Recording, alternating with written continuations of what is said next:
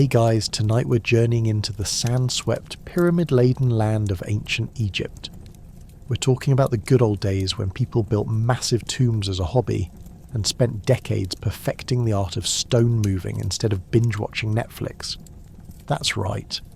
Before influencers were a thing, there were pharaohs, who were basically the ancient world's version of social media stars, minus the filters and sponsored posts. So before you roll over and get cozy, take a moment to like this video and subscribe, but only if you actually enjoy what I do here. Seriously, I'm not just begging for likes like a cat staring longingly at an empty food bowl.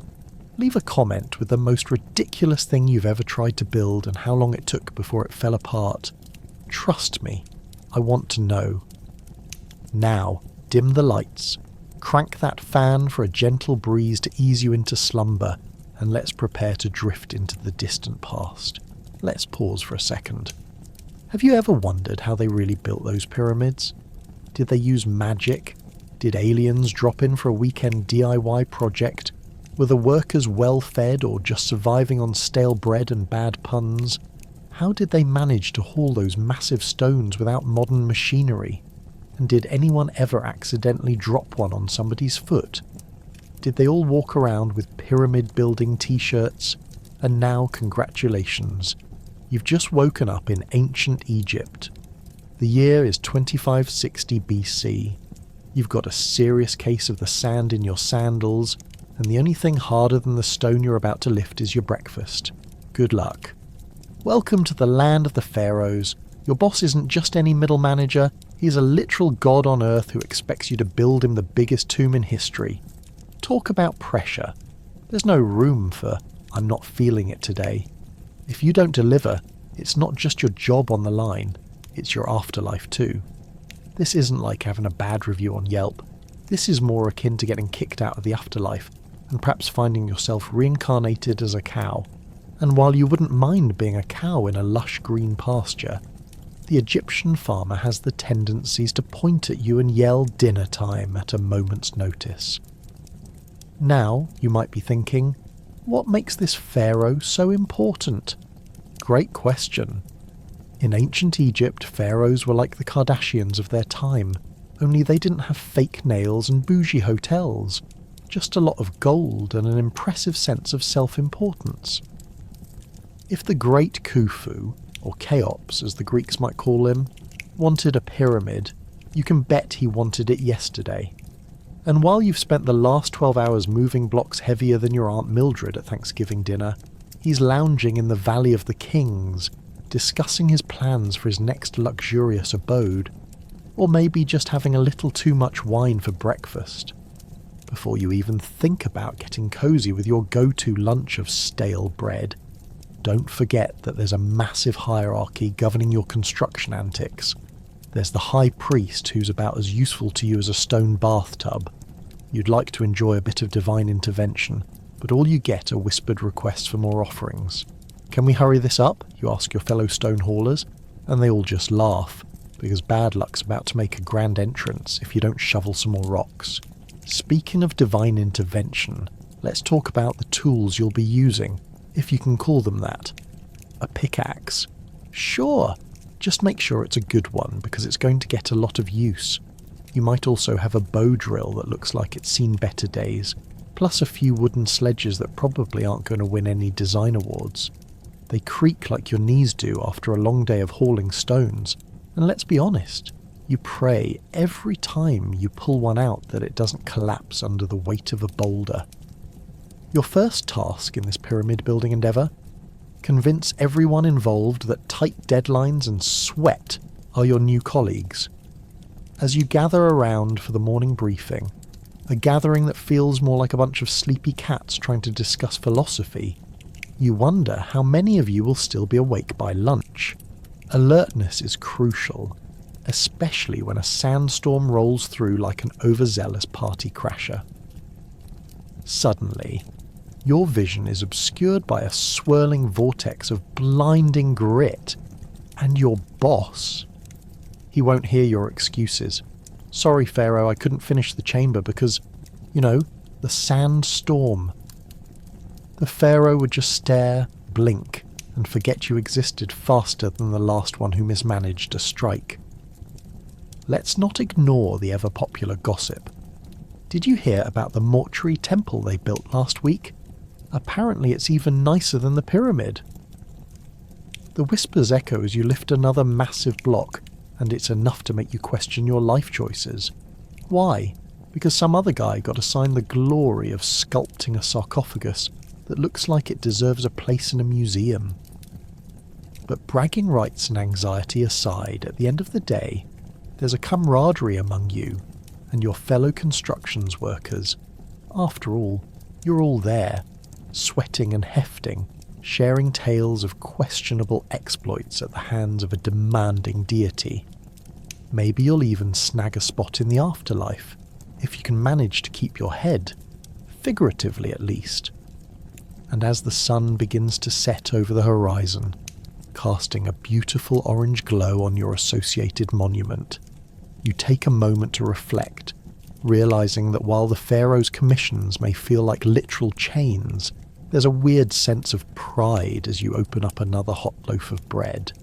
Indeed, you're building something monumental, and if all goes well, there might be a little bit of eternal glory waiting for you on the other side. Just remember to watch your step and avoid the rival workers' side eyes. And hey, is that a sandstorm brewing? Great! Time to grab your pickaxe and hustle. So how do you design a pyramid? Imagine playing a game of Tetris but in real life, with rocks. Blueprints, more like doodles done during a very long meeting. 1 minute you're sketching out a monument to eternal glory. The next, you're just hoping nobody notices you accidentally put the ramp on the wrong side. Oops! If you thought drawing the perfect square was hard, wait until you're tasked with designing a towering monstrosity that needs to stand the test of time, or at least until the next pharaoh comes along and decides that turns out pyramid building just isn't his thing. In a world without power tools or the internet to look up how to build a pyramid, architects relied on a mix of human ingenuity and the occasional divine inspiration. Imagine gathering at the construction site, a bunch of sweaty workers huddled around oversized scrolls, squinting at hieroglyphics while debating the best angles for their future tomb. Definitely a 90-degree angle, unless we want it to look like a giant slice of uneven cake, one of them might exclaim. And of course, there were no actual measurements, literally just a vague understanding of how tall the sun god wanted his monument. You think your co-worker is a micromanager? Try building something that has to please the gods too. Now, on the subject of tools, they had a hammer and just about 100 different types of chisels, which, surprise, were made of even more stone. Did someone say primitive? Holding one of those chisels felt like trying to poke a hole through a mountain with a toothpick. Do we really think these little tools are going to do the job, you'd say, as you squint at a particularly stubborn stone block? Of course they will, comes back the enthusiastic answer, with more hope than logic. One can only imagine the creative debates around the construction site. Should we use a square base or a triangular one? Someone suggested amidst a cloud of dust. What about using both? We could call it the Colossal Vortex of Awesomeness. Now that's a catchy name, but if you think about it, no pyramid has ever needed rebranding, so solid foundations were a must. They used levelling tools made from plumb bobs, which frankly sounds like a medieval rubber band, but hey, it's about the energy you bring to the job. Once a general design took shape, there was always the nagging problem of logistics, the pillar of every construction project since the dawn of civilization. How do you haul these massive stones from the quarry to the building site? Do you roll them? Slide them? Shall we just throw ourselves at them and pray? As if that wasn't daunting enough, transporting stones was like trying to do a team-building exercise in a minefield. One wrong move and you're tumbling down a desert dune with nothing but gravity as your enemy. Now let's not forget about the rival pyramid builders around town. We're not just building for posterity, Used thought. We're competing with the other pharaohs too. landscaping turned into a war zone of sorts, with each architect trying to outdo the other's designs. Ha! Mine will touch the heavens, one might say, while the other just nods and makes a mental note to secretly consult the star charts for potential celestial backlash. Levelling up your pyramid also meant introducing quirky elements. Extra chambers for all the lavish goods, huge papyrus-rolled scrolls with more hieroglyphics proclaiming your genius. Absolutely. Just remember to write legibly. No one will understand your tomb if your script looks like a drunken animal wrote it. Add to that the difficulty of ensuring every block fit together like a jigsaw puzzle that's been trampled by a herd of cattle, and you've got a recipe for workplace drama and existential dread. Finally, after days of heated discussions, questionable designs, and enough sweat to fill a Nile tributary, the chosen plan emerges. But wait, did someone misread something? You'll be on your knees praying to the sun god that nobody notices that problematic ramp until the grand unveiling. You capture the essence of ancient Egyptian artistry, however chaotic, and that's when you realise even a pyramid built on mad scribbles can stand tall against the sands of time. The ancient Egyptians knew best. It's not just about the final structure, it's the creativity and inspiration behind each stone. And with that thought, you grab a hammer, raise it up high, and let the construction begin. Let's talk stones. These aren't just your regular garden rocks, we're talking 2.5-ton blocks. How do you move these colossi with nothing but ropes, wood, and sheer willpower? You try hauling that up a ramp, and watch as everyone throws their backs out trying not to scream. Spoiler alert, it's all about the teamwork, or, as we call it, don't let them see you cry. You've assembled a ragtag army of labourers, craftsmen, and the occasional curious goat. Because when there's a job to do, flighty livestock just sets the mood. First off, there's the master architect, your pharaoh's right-hand man. He stands there with a frown on his face, charting out plans while looking up at the massive pyramid, probably wondering why he ever thought this was a good idea. Why not build a small gazebo instead? You might quietly ponder as he barks orders. Yet, instead of despair, you all muster a courageous facade. You're all in this together after all. One big, happy, stone-lifting family. So gather round, friends, lowly labourers of the ancient world. Lend me your ears and muscles as we take a journey through the rock-moving tactics of your time. Now, here's where it gets interesting. The rolling stones theory. The idea is to roll the blocks on cylindrical logs. Great idea in theory, until you realise the logs tend to splinter or, dissolve into dust when confronted by a hefty stone weighing as much as a house. So it doesn't take long for your group to abandon that plan and revert to plan B, which is just heaving your massive stone block onto wooden sledges, a contraption that sounds fancier than it is. All you really have is a slab of timber and your well-meaning intentions which, let's face it, are quickly crushed beneath the weight of reality. You haul these sledges over sand, praying that all those how-to diagrams are correct, while secretly wishing you'd never agreed to this grunt work in the first place. As you haul the sledges forward, an unexpected phenomenon occurs. The desert sand shifts like a rebellious carpet. Have you ever tried lugging a rock across a beach? Congratulations, it's much the same. Your buddies are grunting and sliding, arms straining like a group of yoga enthusiasts who skipped leg day. Yet, some genius in the back suggests, let's pour water on the sand. And wouldn't you know, it works like magic. The water binds the grains together, making it easier to pull the sledges, but only until someone shouts, "Where's the water?"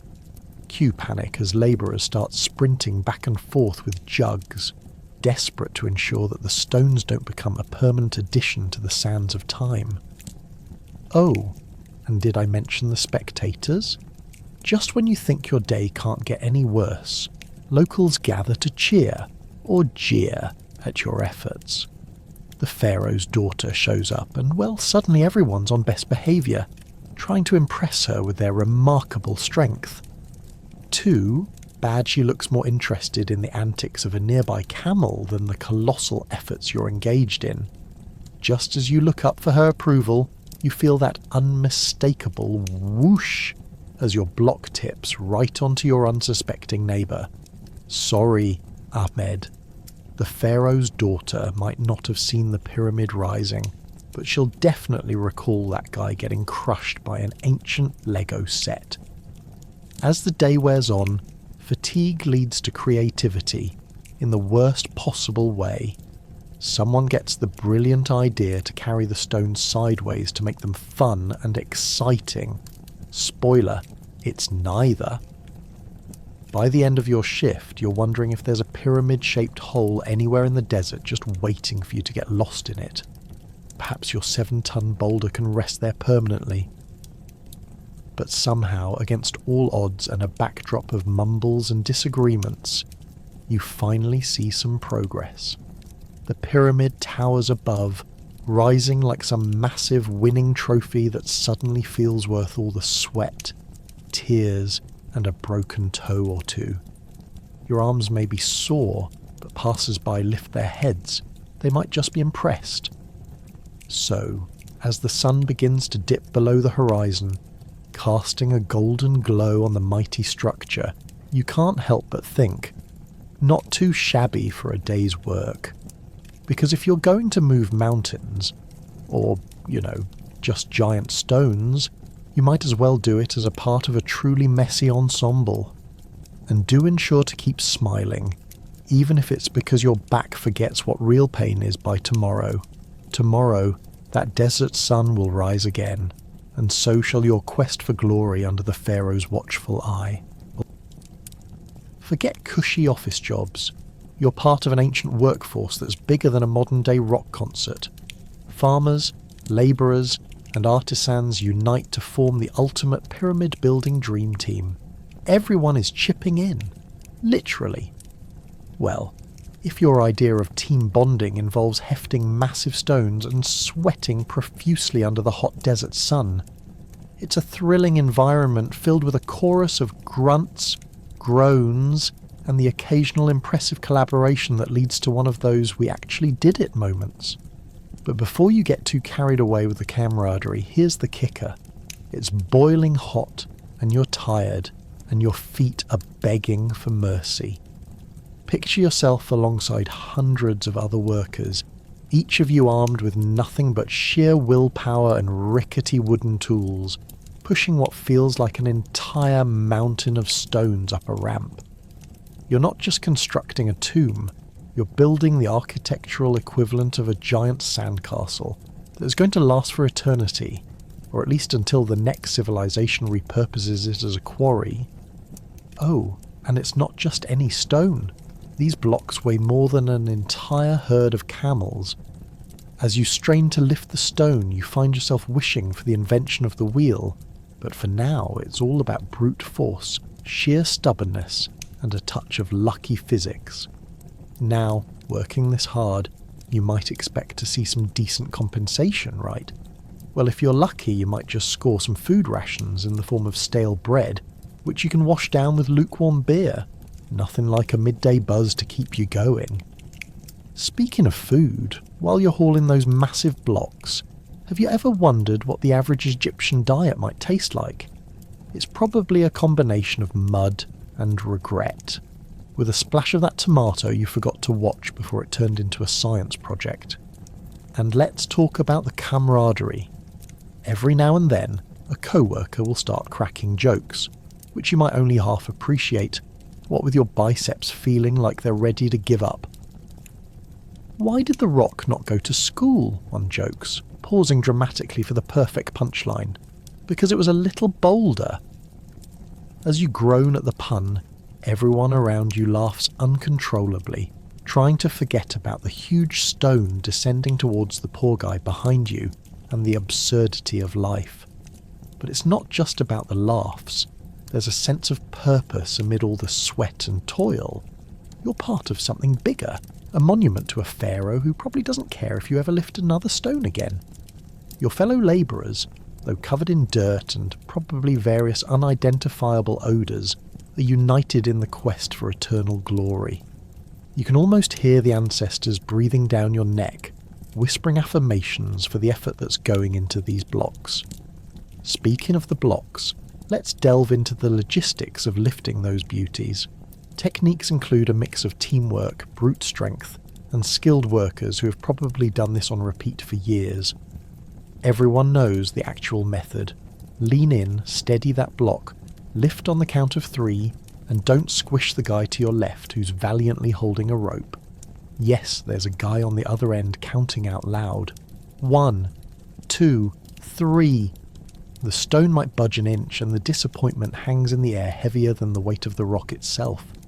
Yet somehow, after hours of toil, gradually the pyramid starts taking shape. It's like getting a horrible haircut. You're unsure if the end result will actually look good, but you're knee-deep in the process with no way out. Your strength starts to dwindle, but you push through, because let's face it, when the pharaoh's shades-covered eyes look down upon you, you want to at least pretend you've contributed to his everlasting legacy. And as the sun begins to dip below the horizon, adding a stunning backdrop to the structural chaos of insufficient rest and a well-earned dose of satisfaction, you pause and look at what you've built. Not just stone blocks stacked on each other, but an entire generation of hard work and community spirit. So, do you think you can build a pyramid now? Are you ready to lift those blocks and join in on the endless craftsmanship of human determination and sweat? Welcome to the workforce wonders of ancient Egypt, where rock meets ambition and every stone tells a story. As you gather around the construction site, a heated debate breaks out. Do you roll the stones or slide them on logs? Imagine a room full of sweaty men discussing the efficiency of each method, like it's the most important thing in life. Everyone has an opinion, but in the end, it's mostly just rolling with the punches, or stones. You've got the log supporters, who swear by the slip and slide approach. They insist that it's smoother than a pharaoh's forehead after a hefty dose of charcoal face cream. On the other side, the rollers argue that if it worked for the ancient Romans, it can work for them. Never mind that most of their friends likely developed permanent back problems from the endeavour. The log faction claims that hauling those hefty blocks atop wooden cylinders is just plain smart. After all, humans have figured out how to leverage physics, and logs are basically nature's built-in conveyor belts. Yet, if you're not careful, the logs could get lodged precariously between the stones and cause massive amounts of frustration, or worse, led to serious injuries. It's no picnic dodging a runaway stone that was intended to become an element of eternity. Meanwhile, the rolling crew is adamant that the weight distribution allows for maximum efficiency. They make it sound like rolling these enormous blocks through the desert is as easy as rolling dough. Right, because your hands probably won't be sweating like you just saw a lion lurking in the shade. Plus, they argue that using sheer willpower and muscle strength is part of being a true Egyptian man. Or at least that's what they tell themselves while grimacing at their sore shoulders. As the debate becomes increasingly animated, one guy in particular stands up. Let's call him Amenhotep. He's one of those veterans who claims he's transported stones before, and when he speaks his arms flail like a panicked bird. Listen, brothers, no stone has ever gotten up to the Great Pyramid of Giza without rolling. Just look at the way it glides. It's like it's dancing across the sand, ready to shimmy its way into the hearts of our pharaohs. Everyone pauses and nods, visualizing a heavy stone doing the cha-cha, but let's be real. It's weighty enough to squash a goat with a single misstep. So before they can all agree on performing a slow, grooving stone dance, another voice pops up from the ranks. Meet Neferhotep from the log faction. Or we could slide them with logs. Think about it. We save our backs, and we don't need to risk losing a finger when the stone rolls off and crushes someone. I've seen it happen to Scribe Whelet. That guy is missing a toe now forever. The mention of Whelet gets the crowd anxious. Nobody wants to end up a one-toe wonder, a cautionary tale in the world of pyramid construction lore. The tension ratchets up a notch, with both groups convinced they're sporting the superior stone transport strategy. Suddenly an elder worker, one who's seen far too many debates spiral out of control, raises his staff. "Enough, you children! Let's put it to a test!" Cue the Eiffel spectacle as teams are formed to demonstrate their methods, while their co-workers gather around as if they're contestants on the world's least exciting game show. As the first block is moved, glaring sunlight beaming down, the choice is clear. Rolling it looks easier, but after a few minutes those rollers are huffing and puffing like they just chased a herd of wild goats. Meanwhile, the log crew is struggling far less but has their own set of challenges. The logs keep sinking into the sand, requiring not just strength, but also coordination, as everyone shouts, "Left, right, no, more to the left." At one point during this chaotic spectacle, a stone tips precariously off the log, with every worker's heart collectively dropping like a bad investment. A tense silence falls before someone bursts into laughter at the absurdity of it all. Nothing like an unexpected stone roll to break the tension. In that moment, despite arguments, ideology, and a competitive nature, everyone realizes they're in this together. By the end of it, perhaps neither team is right. From the sweat, laughter, and embarrassment, you conclude that moving blocks requires good old-fashioned creativity, a mix of rolling, sliding, and perhaps even a touch of divine intervention. And as the evening sun sets on this surprising stone dance-off, you gather with the others, leaning against a chunk of limestone, pleasantly sore and thoroughly entertained. After all, isn't building pyramids a little like building community?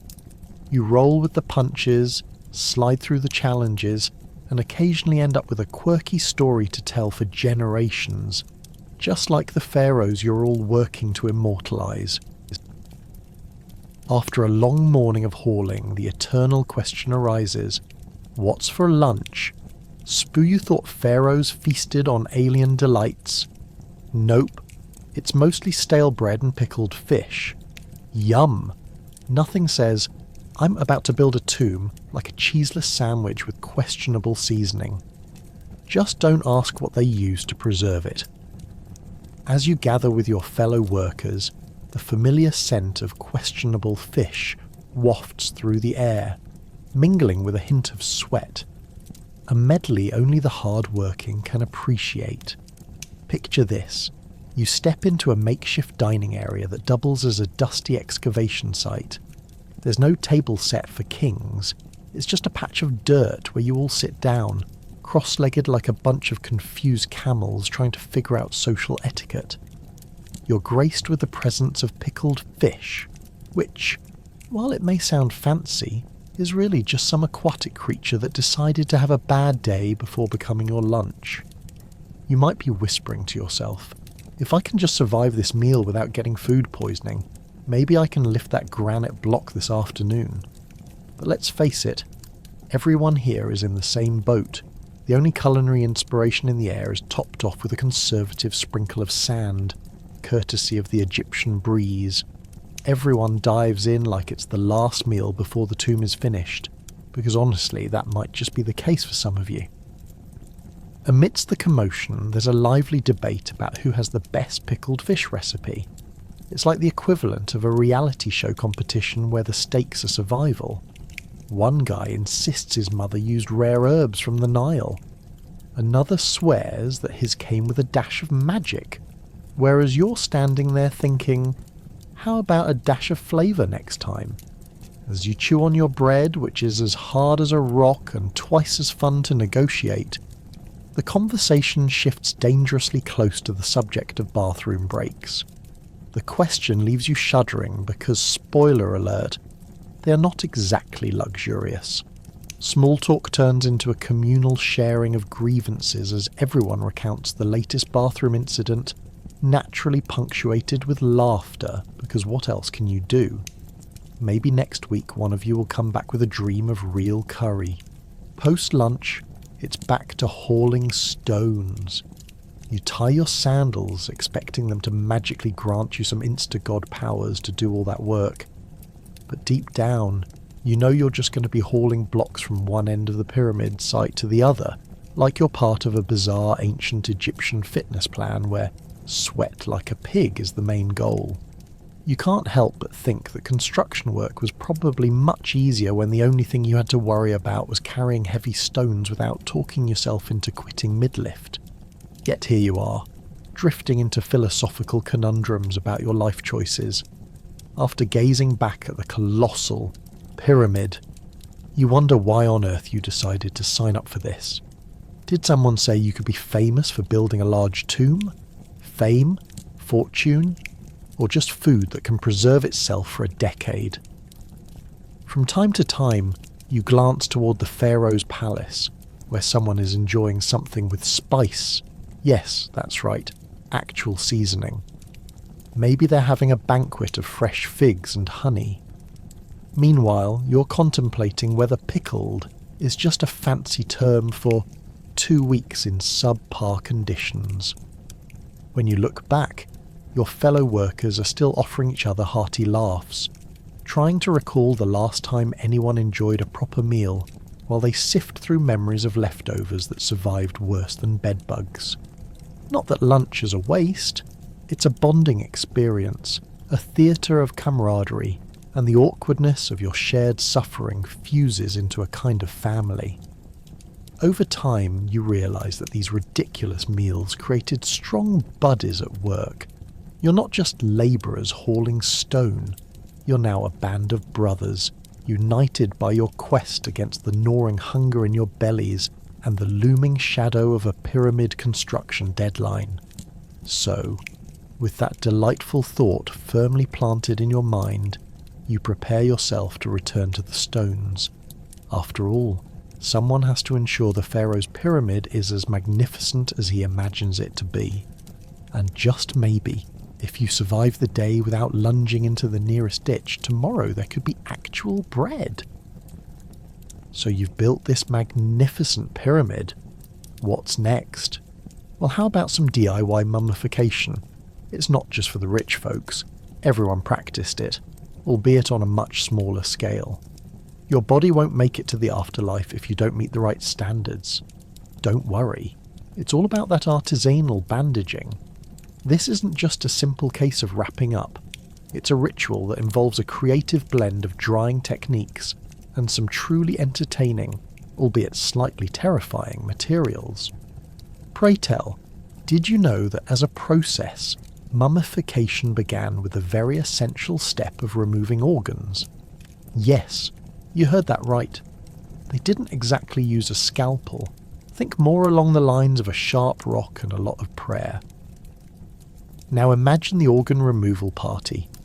Your friends have gathered round to celebrate your final moments with some winners of the casual family do, as they enact the bold procedure.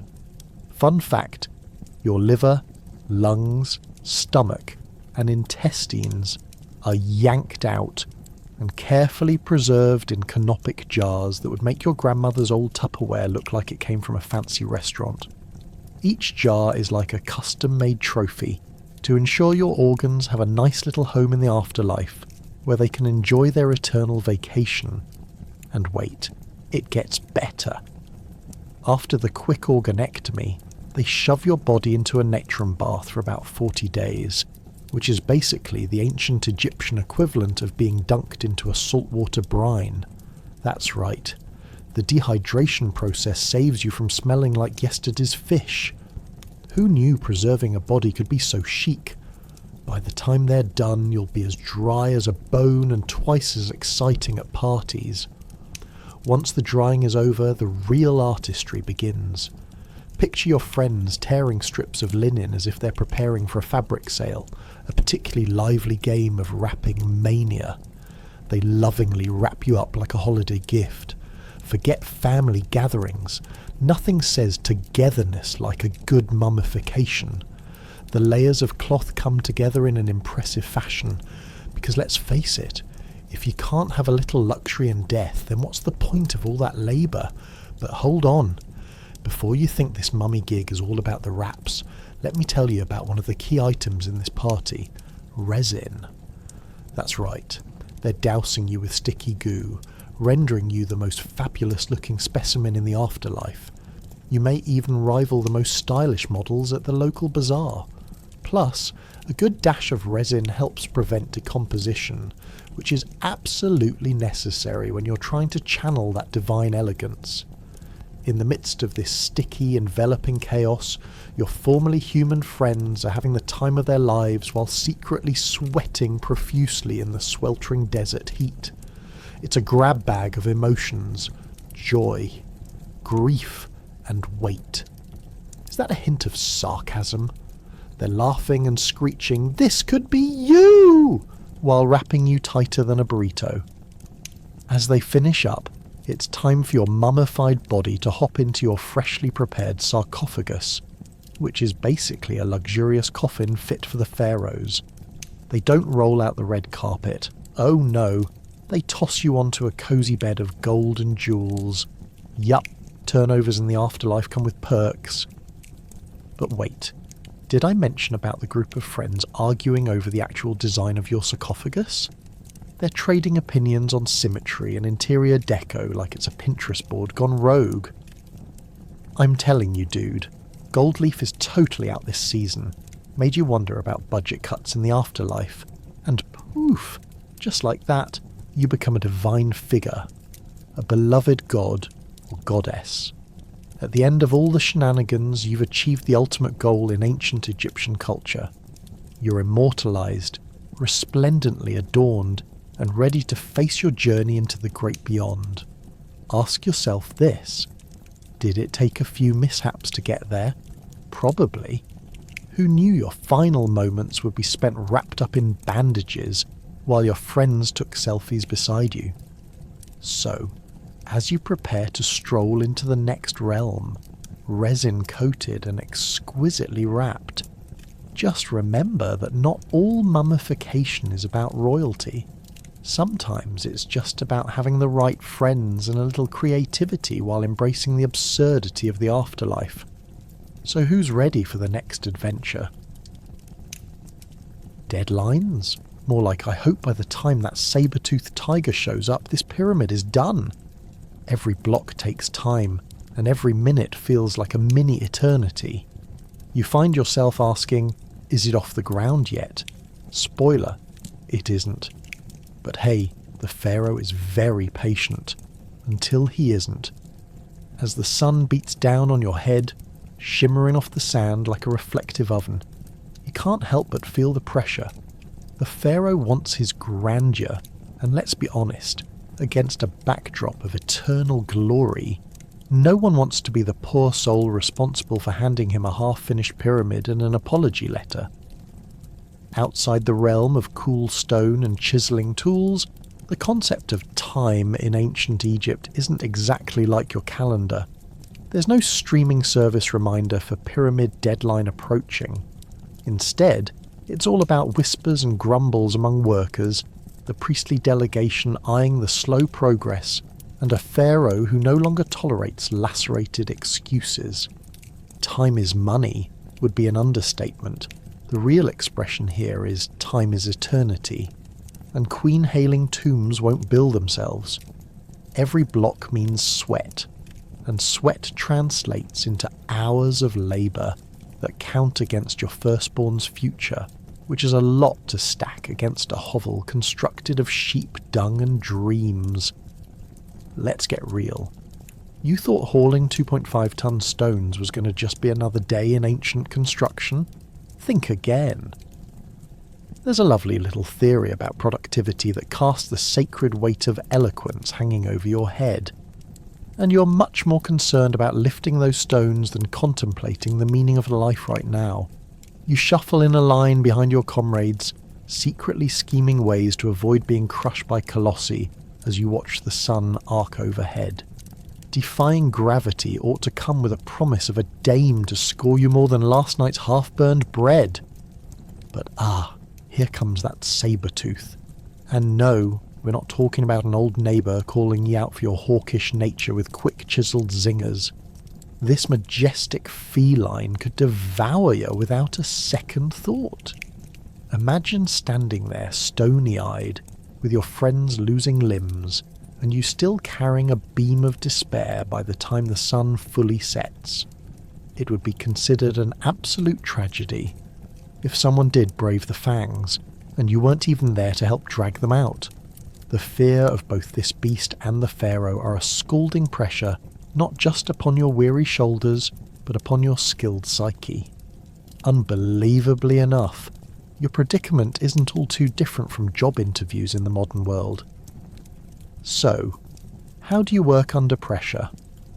Well, as a pyramid builder you'd answer, I lift stones while dodging a smashing cat, hoping I'm discreet enough to convince the overseer I'm not hiding in a nearby oasis. Just to sprinkle things with a bit more stupidity, there's a concept called procrastination, and it's a daily routine. As the sweat trickles and your sanity appears to evaporate under the irradiating sun, you console yourself. At least, I'm not dancing with dead pyramids starring the tomb rogue. As the sun begins to set and the shadows of the unfinished pyramid grow taller, you glance at the blue sky turning shades of orange and pink, gently reminding you that time is moving, just not fast enough. This isn't the whimsical pyramids you see in bedtime stories. It's raw work with your friends casually complaining about their ears ringing with the absurdity of unsolved riddles. Your thoughts vanish again into the depths of existential dread as someone calls you over to lift yet another massive stone. And you can't help but wonder, is this what life means? Chiselling away until the end of the era for another man's monument? Just then, the pharaoh barks loud orders, snapping you back to reality. Reality where the deadline isn't a deadline at all, but rather a persistent pharaoh reminding you that, quite literally, the clock does not stop for his monumental ego. Just don't drop that stone. It's about time to finish up and beam back into history. At least one of you will, while the rest wrestle thoughts of being Tiger's lunch on this pyramid no one asked to build.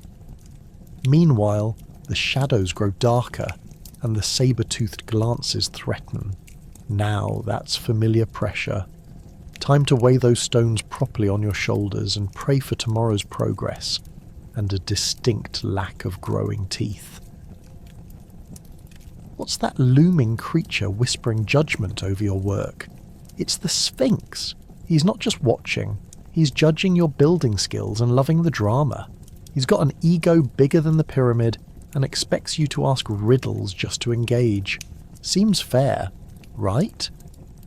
As you labour away in the blistering sun, busting your back over pyramid duties, the last thing you need is a giant stone cat with a penchant for theatrics critiquing your every move.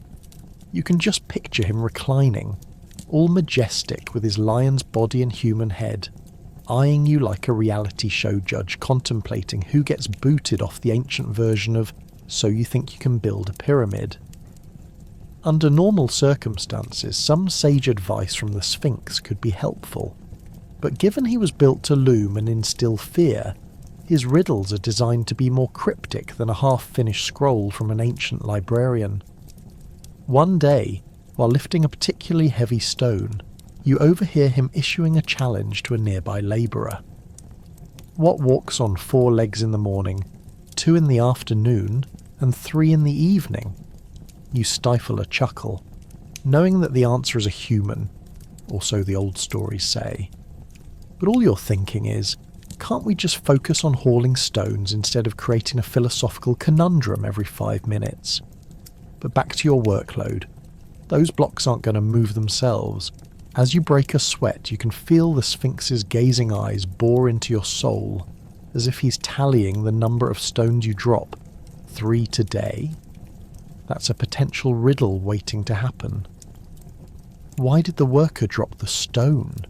Because he had to think about how to solve the Sphinx's riddle instead of focusing. Great, now you've got injury, sweaty and confused about regional riddles, with a side of judgment. The last thing you need is this giant feline popping off with clever wordplay when you're trying to focus on pressing your back against 1 square metre of limestone. Your fellow workers attempt to appease the Sphinx with offerings of extra fish, or some of the day's stale bread. A truly heroic effort considering the drop in morale when faced with his watchful gaze. "Please don't eat us, O great Sphinx," they plead. "We have families." Apparently, even in ancient Egypt, the local fauna had a flair for the dramatic. Who would have thought that a statue would throw this much shade?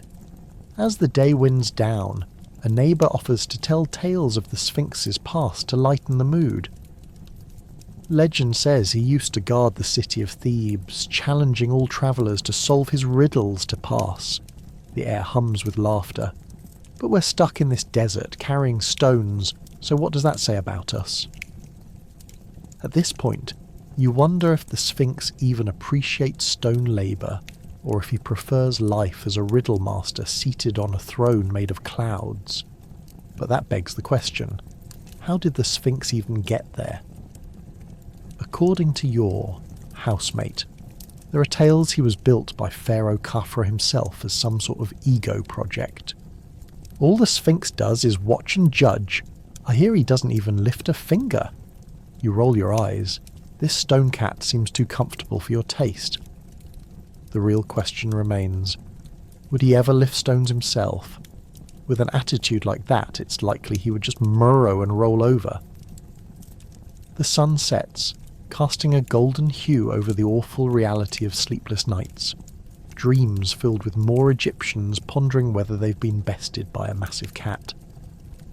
But don't worry, the Sphinx is only judging you, not making your workflow lighter. As your boss Pharaoh called for a meeting and another round of riddles looms, you can't help but think perhaps the Sphinx could benefit from a little pyramid labouring experience. Could you even call on this stone guardian for tips on backside aches while he loafed about with his riddles? In short, while crushing stones under the weight of the Sphinx's relentless attention, you might just dream of a day when you can tell him to solve his own riddles. Until then, it's just you, the pyramid, and that glorious judgmental gaze forever looming above like a really difficult sticker you can't peel off. Forget about the big machines we take for granted today. You're equipped with rudimentary tools that make you wonder if this was a creative hardship or just effective marketing. Breaking stones with chisels made of more stone? Yeah, that's going to end well. As you look around, you can see your fellow workers wrestling with primitive carving tools, basically glorified rocks on sticks designed to chip away at massive blocks of limestone. It's as if your ancient ancestors took a good look at the world around them and thought, let's make this harder. Each worker is responsible for their own set of tools, which vary in quality and age as much as your last 5 years' worth of phone charges. Some use chisels earnestly, while others wield heavy hammers like they're playing a divine game of whack-a-mole with stone. You wonder if using tools that could double as artifacts themselves might actually save time, or get you sent home early for trying to build a pyramid with prehistoric Legos. On the bright side, you can collect a slew of ergonomic complaints without ever needing an HR department. But wait, it gets worse. The other workers also have a variety of canes and walking sticks. Some are used primarily for adjusting stones, while others serve as prodders to keep your buddy from collapsing under the weight of the day, or stepping right into your stone pile shortly after you're done.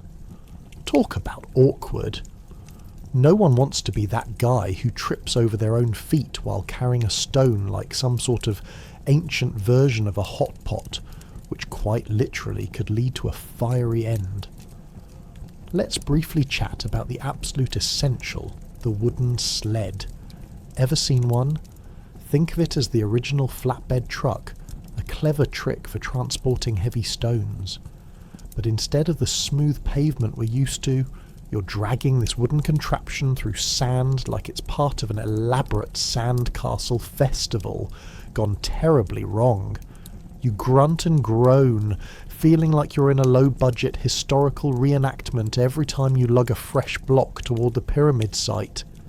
And if it's a bad day, the flatter sled can decide to dig in unexpectedly, leaving you tugging at it like a toddler having a meltdown over a cancelled playdate. And you can't forget the ropes. Yes, those beautifully twisted lengths of whatever plant they had lying around are crucial for getting those massive stones into the perfect position. You may feel like an octopus attempting a rope trick at times, but look, you're going to tie these things together like you've never tied anything before. I mean, if a stone decides to go rogue and roll downhill towards your foot, you better hope your knots hold. Otherwise your career in pyramid construction might be tragically short-lived. But before you imagine yourself holding an oversized square of bad luck with a boulder on top, let's not discount the sheer ingenuity of your fellow workers. Everyone here has creative solutions to problems, whether it's through teamwork, singing, or the occasional bribe with lunch scraps. Hey, if you lift this stone for me, I'll let you have my last piece of flatbread. Now that's true camaraderie in the midst of building a national monument. Fun fact, there's no union, so workers bond over their mutual desire not to be crushed beneath stone. After all this crafting, no one ever told you when you'd reach your first milestone. You're pretty sure there are early birds who started about 3 decades before you, without the luxury of a coffee break. But hey, at least you don't have to worry about finding a park bench. It's crucial pyramid business. So, as you swing your mallet like it's your ticket to a glorious afterlife, remember, those tools, they're not just for building pyramids, they're also brutal reminders that hard labour is the original form of bonding. You're not just part of a work crew, you're building bonds stronger than the limestone you're chiselling. Once the sun finally descends and the brutal sweat clears away, you will look upon what you've constructed with a tired grin. You'll start thinking, wait a minute, where are the real workers? One thing is for sure, you'll never look at building tools in quite the same way again. From chisels to ropes, each is a piece of a jigsaw puzzle, and when completed perhaps, the finished product might just secure you a little piece of the afterlife. Now who's ready to take a nap after all that heavy lifting? You might have thought the desert was hot. Think again. It's like working inside an oven that occasionally throws sand in your eyes. Talk about an irony bomb. So you pack a lot of tissues and a touch of humour as everyone complains about the lovely weather. Forget those glossy travel brochures promising idyllic sunsets and serene dunes. This is more like a sunburnt nightmare where shadows get confused and the sun aims directly for your exposed skin. By noon, you're sweating like a sinner in church, desperately wishing someone would invent some form of air conditioning, preferably powered by a couple of stray cats lazily lounging around.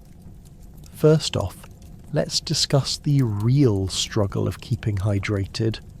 Water shortages aren't just dramatic plot lines in movies, they're your daily grind.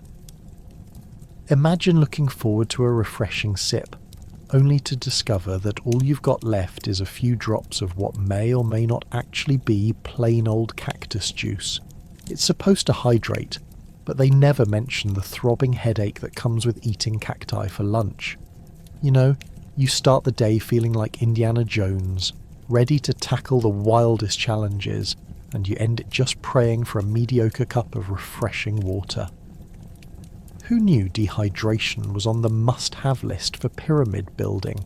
Speaking of dehydration, let's not gloss over what happens when the sun starts to dip below the horizon. Suddenly the sweltering heat becomes a chilly breeze, and you realise you forgot to pack a jacket. Great. Just when you thought you'd survive the heat wave, you might get greeted with a sudden chill that could give you frostbite. It's a classic case of choose your weapon here, much like picking your less beneficial poison. sweating 1 minute, shaking the next. This is like living in a poorly designed theme park where the only ride is a nauseating swing between extreme temperatures. Daytime is spent hauling massive stones while the sun plays the role of that intolerable overachiever. You know, the one who insists on getting all the attention.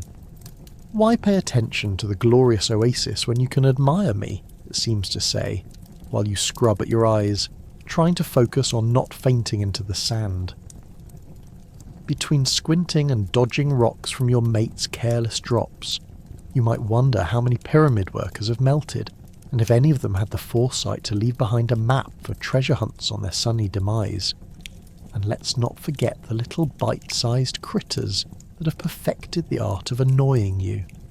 Working amid the glorious sand dunes? Fantastic. Until you recognise that buzzing sound overhead. It's the desert bugs, zipping around like they're auditioning for a role in a bad horror film. Cockroaches shouldn't be this audacious. Seriously, how is a worker supposed to focus on chiselling the next monumental tomb when you're battling tiny airborne monsters that seem to thrive on chaos? Finally, as your energy dwindles, don't think you can take a rest. The sun doesn't rest, and neither does your scornful foreman casting disapproving looks. Outside the sandy abyss, they shove stone tablets in your face, drawing up plans for additional pyramids, because apparently just one isn't enough. You'd better familiarise yourself with that pesky little thing called uninterrupted suffering. You squint through sweat and grime and start contemplating the real question. Is it worth it? Is the afterlife really that great? Or is the pharaoh just selling everyone on some ancient scam? But wait, it gets better. As the sun sets, it's time for the evening shift where you and your trusted comrades come together to weave tales around the fire pit. You'll regale each other with stories of pyramids and ghosts of missed deadlines, while the shadows dance around you, exaggerating your community with comedic flair. With tales pitched better than the average evening sitcom, you argue over who got the worst sunburn, only to realise it's likely the same guy who fell into that suspicious pit of sand earlier. So as the starlit sky blankets your desert bed, let's remember that weather may just be a secondary character in the great show of life. But oh, how thrillingly unpredictable it can be on this ancient Egyptian stage. Embrace it, because there's still much to build, and that pyramid isn't going to finish itself. Supplies run low and you think, why not call the camels? But it seems the Bedouins aren't too keen on totally giving you their transportation just for your pyramid project. You can hear the laughter echoing through the dunes as they sip on something much better than your sweaty lunch. That's right. While you're toiling under the sun with not much more than a half-eaten piece of stale bread, they're enjoying their own feasts, and it's not just lettuce and water. You can practically smell the spiced lamb roasting somewhere on the winds, tempting you as you tenaciously cling to the thought of employing the majestic ships of the desert. Now, let's get real for a moment. What is it with camels, anyway? They can withstand harsh desert conditions, go days without food or water, and yet, here you are, practically begging the Bedouins to lend you a couple of their best buddies for a few trips between the stone quarry and the pyramid site. The camels are over there, living their best lives while you're sweating buckets and praying your back holds out for just one more round of hauling. You approach a nearby Bedouin and attempt that age-old traditional tactic, the friendly chat. You've learned to ask about camels while artfully avoiding questions about your antiquated lunch, which smells suspiciously like last week's back-breaking labour. So, about those camels, you begin, trying to sound casual, but your voice shakes slightly with unrestrained desire. The Bedouin raises an eyebrow, possibly wondering if your wish for camels is as legitimate as a pharaoh's demand for more gold in the afterlife. With a shrug, he takes a sip from his gourd and tosses his head back with laughter. You think I'm just going to hand over my prized possessions? For what? Your sweet potato dust? Ouch. That hurts a little, but you nod along, pretending you're one with a very humour-savvy desert culture, even as your stomach rumbles like it's engaged in a civil war between regret and hunger. Given the grim predicament, you decide to set a plan in motion. This is a shared work model after all. You rally the other workers to approach their own local Bedouins, figuring there must be some leverage in numbers. Yep, there's power in numbers, particularly in pressure. Everyone agrees it's a brilliant idea, until you realise no one understands Bedouin humour quite like you. Great. As your comrades set off to negotiate, you huddle into a corner with your half-eaten bread, convinced you should probably try to impress them with the collective weight of your camaraderie, while they barter with the sand-walking folk. You mutter a few motivational phrases, "Come on you guys, think strategically," mixed with, "This is for the Great Pyramid of Giza. They'll totally give us a sweet ride." Maybe it was the heat or just an overabundance of hope, but it seems that in your quest for animals, no one thought to also ask about the Bedouins' culinary secrets. Can you imagine this, though? "Dear Pharaoh, we built you an amazing monument, but we could have used some spice. Just sending a missive that could have saved your labour force at least an hour of terrible sandwich-making efforts sounds like a fantasy right now." Eventually you hear shouts rising somewhere in the dunes. Excitement bubbles up. Have your friends succeeded in their charm offensive? Did they mesmerise those camels with divine poetry, or compelling tales of pyramid grandeur? You gather your hopes, adding layers to your backstory with each passing second. You see, we simply must triumph over Bedouin adversity, you mumble to yourself, fully invested in an epic saga of a stone-cutter turned diplomat. The reality lands heavier than any stone block as the original crew trudges back without even a hint of humped wonder. No camels today, buddy. Instead, it seems they've secured a pile of provisions, a small break in the dire sandwich cycle. Yes, it might not be the lofty drive you were hoping for, but sun-dried dates and iskak bread seem like a decent consolation prize against the desert sun. At least there's one upside. Better rations ahead will probably keep you from losing your sanity while hauling bricks from dawn till dusk. Plus, the laughter of the Bedouins now echoes in your mind as a reminder, a small victory. You've learned to negotiate as the pyramid builders once valiantly did. It's all in good humour, really. You'll save your complaints for when you have a proper forum and maybe a few glorious leaders around. And so, with renewed energy, and a greater appreciation for both camaraderie and adventurous lunch alternatives, you gather with your fellow builders after a day of labour. Tomorrow the sun will rise again, and who knows? Maybe a few wandering camels will finally be keen to join your endeavour. Some dreams just take time, like a sandstone block slowly being chiselled into history. You made it! The first layer is sorta built. Time for a party. Medieval style. Picture this, a swanky celebration filled with bread, beer and more sand than you can shake a stick at. The pharaoh expects you to dance and celebrate, so yeah, be prepared for some awkward bumps in the sand. As the sun begins to set behind the mighty pyramids, your crew assembles in a makeshift space just outside the work site, draped with palm fronds and everything else you could find that vaguely resembles decoration. Because who says you can't have a good time while half a ton of limestone still rests on your sore toes? As men start telling stories about the day's work, complete with exaggerated arm gestures, you welcome the aroma of flatbread baking over an open flame. The smell wafts through your nostrils like a divine sign that tonight's dinner will not consist of last week's stinking fish. You can almost taste the joy in the air, at least until you remember the last flatbread you bit into was as hard as the stones you've been moving. Not this time, though. Here's hoping they added extra salt, or maybe even a sprinkle of spice, if this party includes an adventurous cave-dwelling merchant and not just those who are terrified of their taste buds. But don't let your attention waver for too long. There's a dance floor waiting in the centre of your celebration. A sandy patch of earth that's practically begging for poorly executed dance moves. And if you think everyone will bust out elegantly choreographed Egyptian dances, think again. Instead, you're treated to a circle of swaying bodies, where half of them are still trying desperately to avoid stepping onto those deadly rocks like they just got dropped out of a chariot. Just imagine it.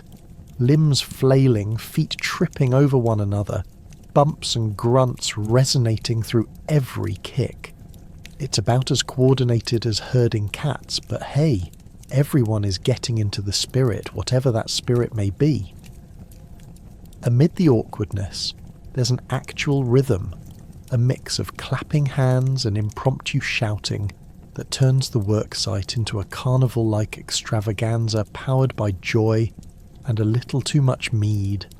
And yes, you'll probably take a gulp of that cheap beer so potent it practically grows hair on your chest, or wherever else you might need it.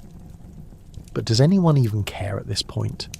You're all too deep in the celebration, buoyed up by the notion that maybe a few more sips of brew will drown any pains and aches vying for your attention. New idea. Let's drown the reality of endless labour in over-celebrating and feel alive moments before tomorrow's stone lifting begins anew. Then comes the pharaoh himself, rolling in like he's on the red carpet. At the centre of the chaos, you suddenly remember. You've completely forgotten about the lavish appreciation in every direction. There he stands, sipping imported wine, flashing that grin that could nearly rival a sunset, as if he genuinely believed he was personally responsible for creating all this festivity. You realise he's here to remind everyone that you don't just work, you live, and what better way than with joyous noise and hilarious machinations that endear him to the workforce.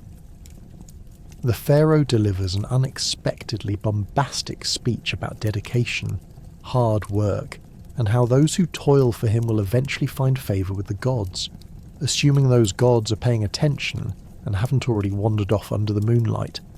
This gets people chanting and hollering like they've just been blessed with a lifetime supply of bread. And yes, the bread rolls out in style too.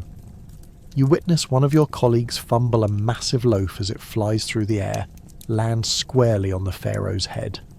Cue the laughter and chaotic scuffles to claim the fallen bread, because, hey, everyone deserves a carbohydrate donation.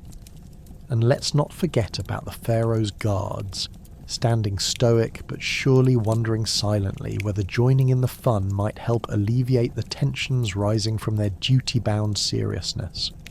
They eye the dancers with amusement, half tempted to join in, but instead crossing their hefty arms in great disdain, while secretly wishing they could wiggle their hips without breaking a ceremonial bone or two.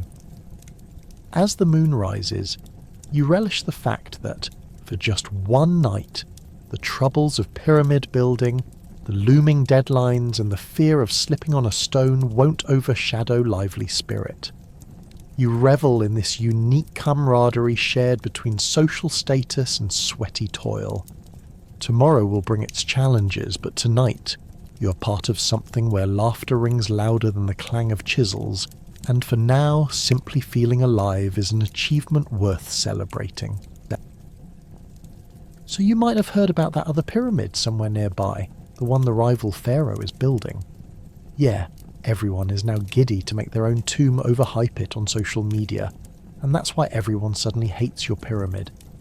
Competition is fierce when you're building monuments to yourself. Let's be clear, everyone wants to be the one who pulls the greatest history flex.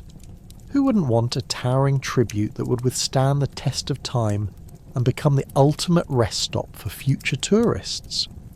If you thought keeping your own work crew motivated was tough, just wait until you see what happens when rivalries kick in. As you show up to the construction site, a palpable tension hangs in the air. Your co-workers are eyeing the competition like hawks fixating on a juicy mouse. Everyone's a bit on edge, because it seems like overnight someone decided that your pyramid is now small potatoes, in comparison to the one arising just next door. This brand new pyramid is shimmering in the sunlight, while yours is, well, looking like the overenthusiastic first draft of an architect's daydream. You overhear snickers about how the neighbour's pyramid is designed to keep the stars at bay. Meanwhile, your team has taken to charming the workers from the rival site with some clever pyramid-themed puns, hoping to diffuse any simmering tensions. It's really something, isn't it? Haven't these folks ever heard of team spirit? Apparently not, because everyone's secretly hoping that the other pyramid collapses like a badly built mud hut. You can already foresee the future Instagram posts rising to prominence, featuring smiling workers posing in front of their grand gleaming edifice with the hashtag #BestPyramidEver. Everyone will be tagging their pharaoh like they can actually change the course of history. Meanwhile, you've got your own shovel and some sandstorms. So how do you channel that energy into something productive? Let's pivot to strategy. You gather your fellow brick movers during lunch with pottage on the menu, and you pitch an idea. A brain trust, but with pyramid layout blueprints instead of PowerPoints. Surely even more accidental puns can arise out of the shaping of a mock pyramid, right? Everybody gets on board.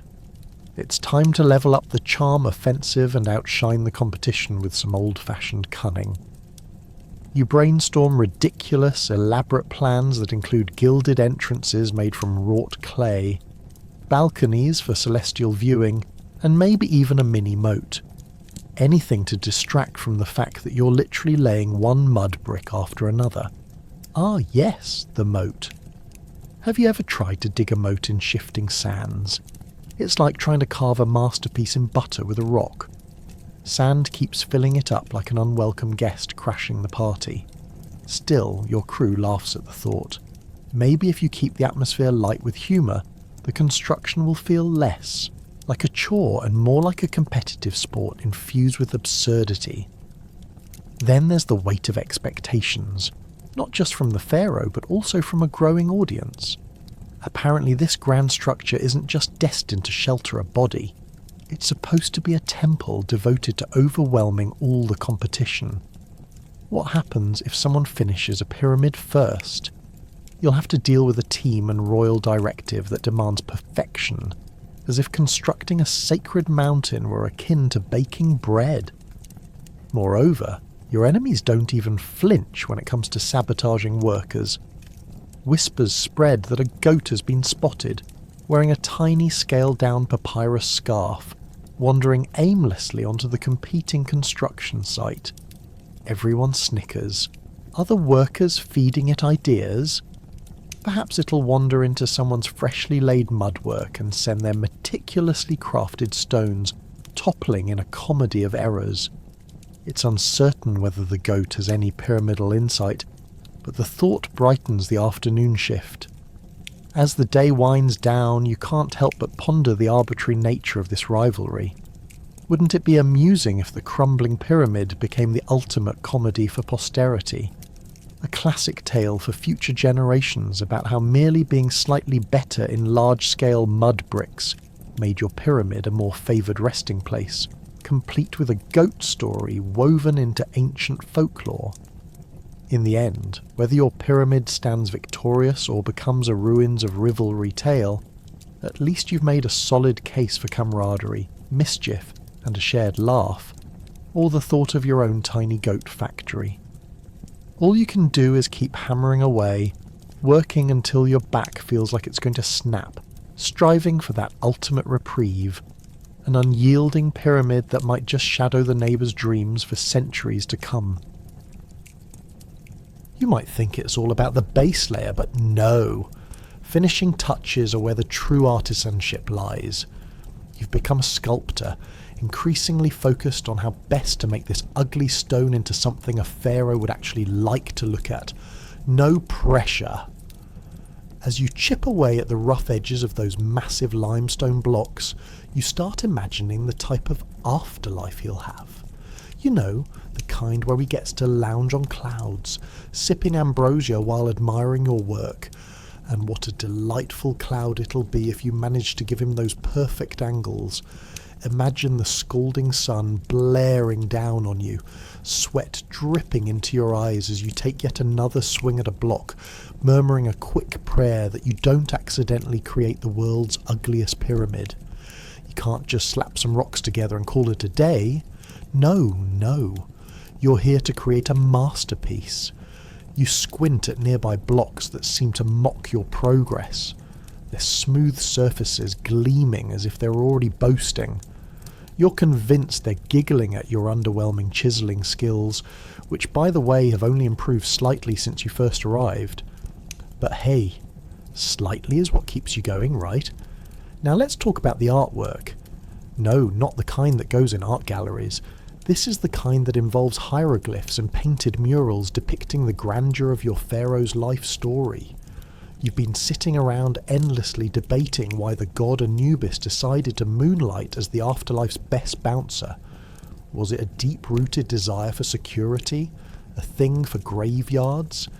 It's a chilling thought as you take measurements to ensure the placement of the hieroglyphs strikes the right balance between dignity and a possible caricature of your pharaoh's favourite pet cat.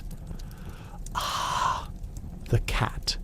Surely the most revered of all family members, judging by how many statuettes are now adorning the interior walls of your pyramid. You wonder longingly if the cat ever had to endure this labour. The cat lounges on pillows and eats fish while you're pinching the skin at the back of your neck to loosen away the tension and stress. At this rate, you'll need a new chiropractor by the time you're done. A cat's life is not just easier, it's filled with excessive luxury. Who would say no to a life that involves lounging on the finest cushions while demanding sacrifices in the form of fish?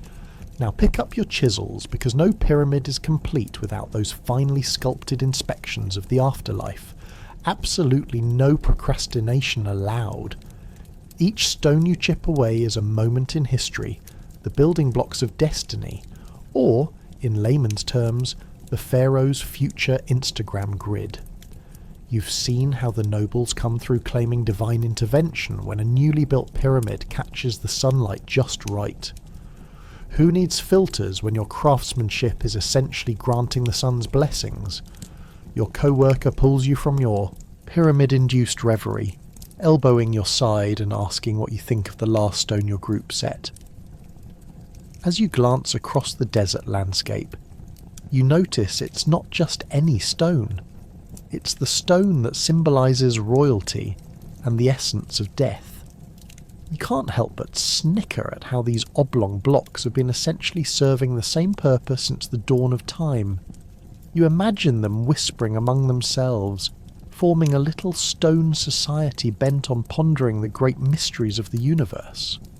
What does it all mean, they'd grumble, probably while judging how poorly you're securing their spots. Finally, the intricate bastions of the pyramid's entrance proclaim the divine nature and the importance of this majestic building more than enough for any passing traveller. Or perhaps the ancient jackals hovering nearby, hoping for an easy dinner. You hold your breath, placing the final stone with a flourish, praying to the gods that your placement secures the honour of the afterlife. But honestly, internal panic is setting in as sand swirls around your feet. The moment you step back to marvel at your creation, your heart begins to race. Oh boy, here comes the pharaoh's inspection party. You wipe your palms on your tunic and still feel the heat of mounting embarrassment creeping up your neck.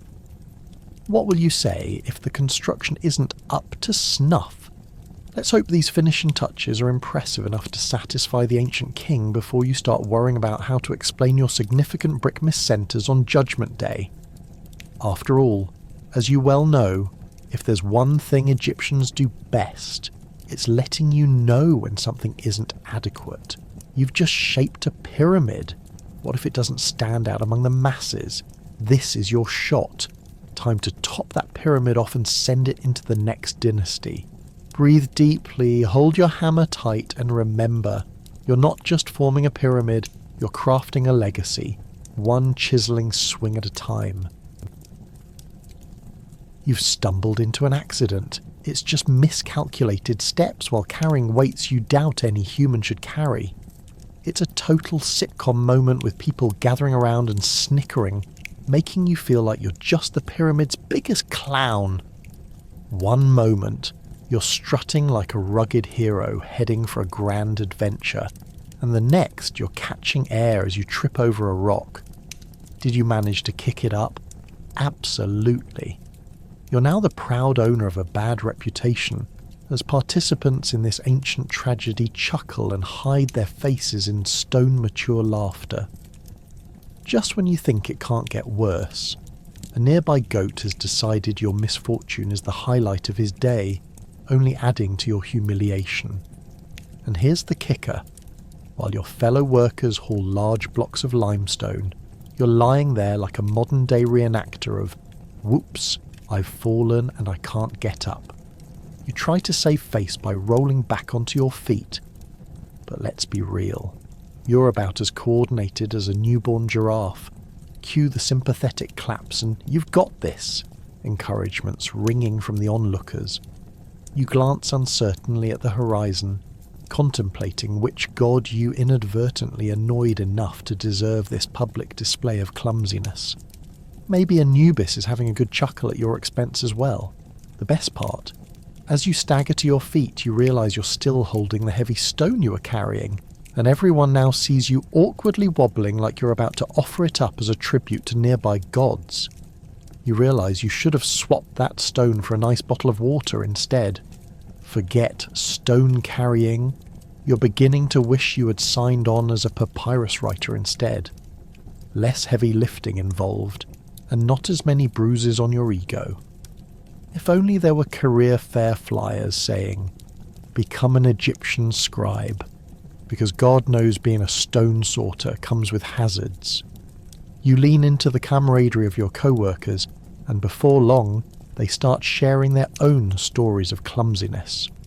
One recalls the time he attempted to lift a stone so colossal, he ended up doing an unintentional somersault directly into a pile of sand. You lean in awe of his mastery of the physics of gravity and embarrassment. The crowd roars with laughter, nodding knowingly because they have all had their moments. Suddenly, your disaster doesn't feel so monumental amid tales of others who, just like you, have become high-profile pyramid workers with newly developed gravity-dodging skills. As the chuckles fade, a wise elder approaches. He's your immediate leader but also a purveyor of bushy eyebrows, well acquainted with the art of mischief. "You see," he begins, "in ancient Egypt, falling face first is merely another level of dedication." Of course, you look at him like he's gone off the deep end. Is that truly how you earn your badge of honour? But part of you knows it's awfully hard to be upset when he's as entertaining as a cat chasing its tail on a hot summer day. On top of that, he comforts you with wisdom. Remember, the pyramids are constructed by all of us. Each stumble, each fall just adds character. He pats you on the back, the universal sign of friendship. It dawns on you. It takes a lot of grace to fall gracelessly when construction is in full swing. Who needs polished floors when you can impress the pharaoh with your theatricality of missteps? But not all is lost. As you stand tall among your peers, you realise the gravity of teamwork here extends far beyond just lifting stones. It includes laughter, shared experiences, and the occasional funny mishap that draws you closer to those around you. Each stone unearthed and gathered takes on a newfound meaning, a symbol of your collective camaraderie. Soon you'll find your rhythm again. You navigate the site, observing everyone brimming with newfound motivation to get back to work and maybe even interact more. Who knew a trip over a stone would become a great team bonding moment? Who knows? Tomorrow it might be a discussion on strategy for carrying heavy stones, or whether Ramesses built differently after a light lunch. Your foot in the sand may have sunk, but camaraderie has risen, and with your discoveries, just like the pyramid rising from the desert ground, you will too. So grab another stone, Fill your lungs with that gritty desert air and get ready for another day of labour in ancient Egypt. After all, there's no pyramiding without some stumbling along the way. And now for your new friends, the critters. You hire locals, who you notice squat by a bush and look at you funny. They wander all day and you discover they might actually hold out for snakes that would gladly take down a pyramid worker or two. And just imagine their laughs. You glance over at a crew member who's audibly contemplating the lack of wildlife around here. Because nothing says, let's build a pyramid quite like high heat and low morale. You wonder if they see you as a beefy on legs, which is just the encouragement you need to keep your feet moving, even if the job has you sweating more than Pharaoh during a crisis. Now, let's take a moment to paint a picture of your new workplace.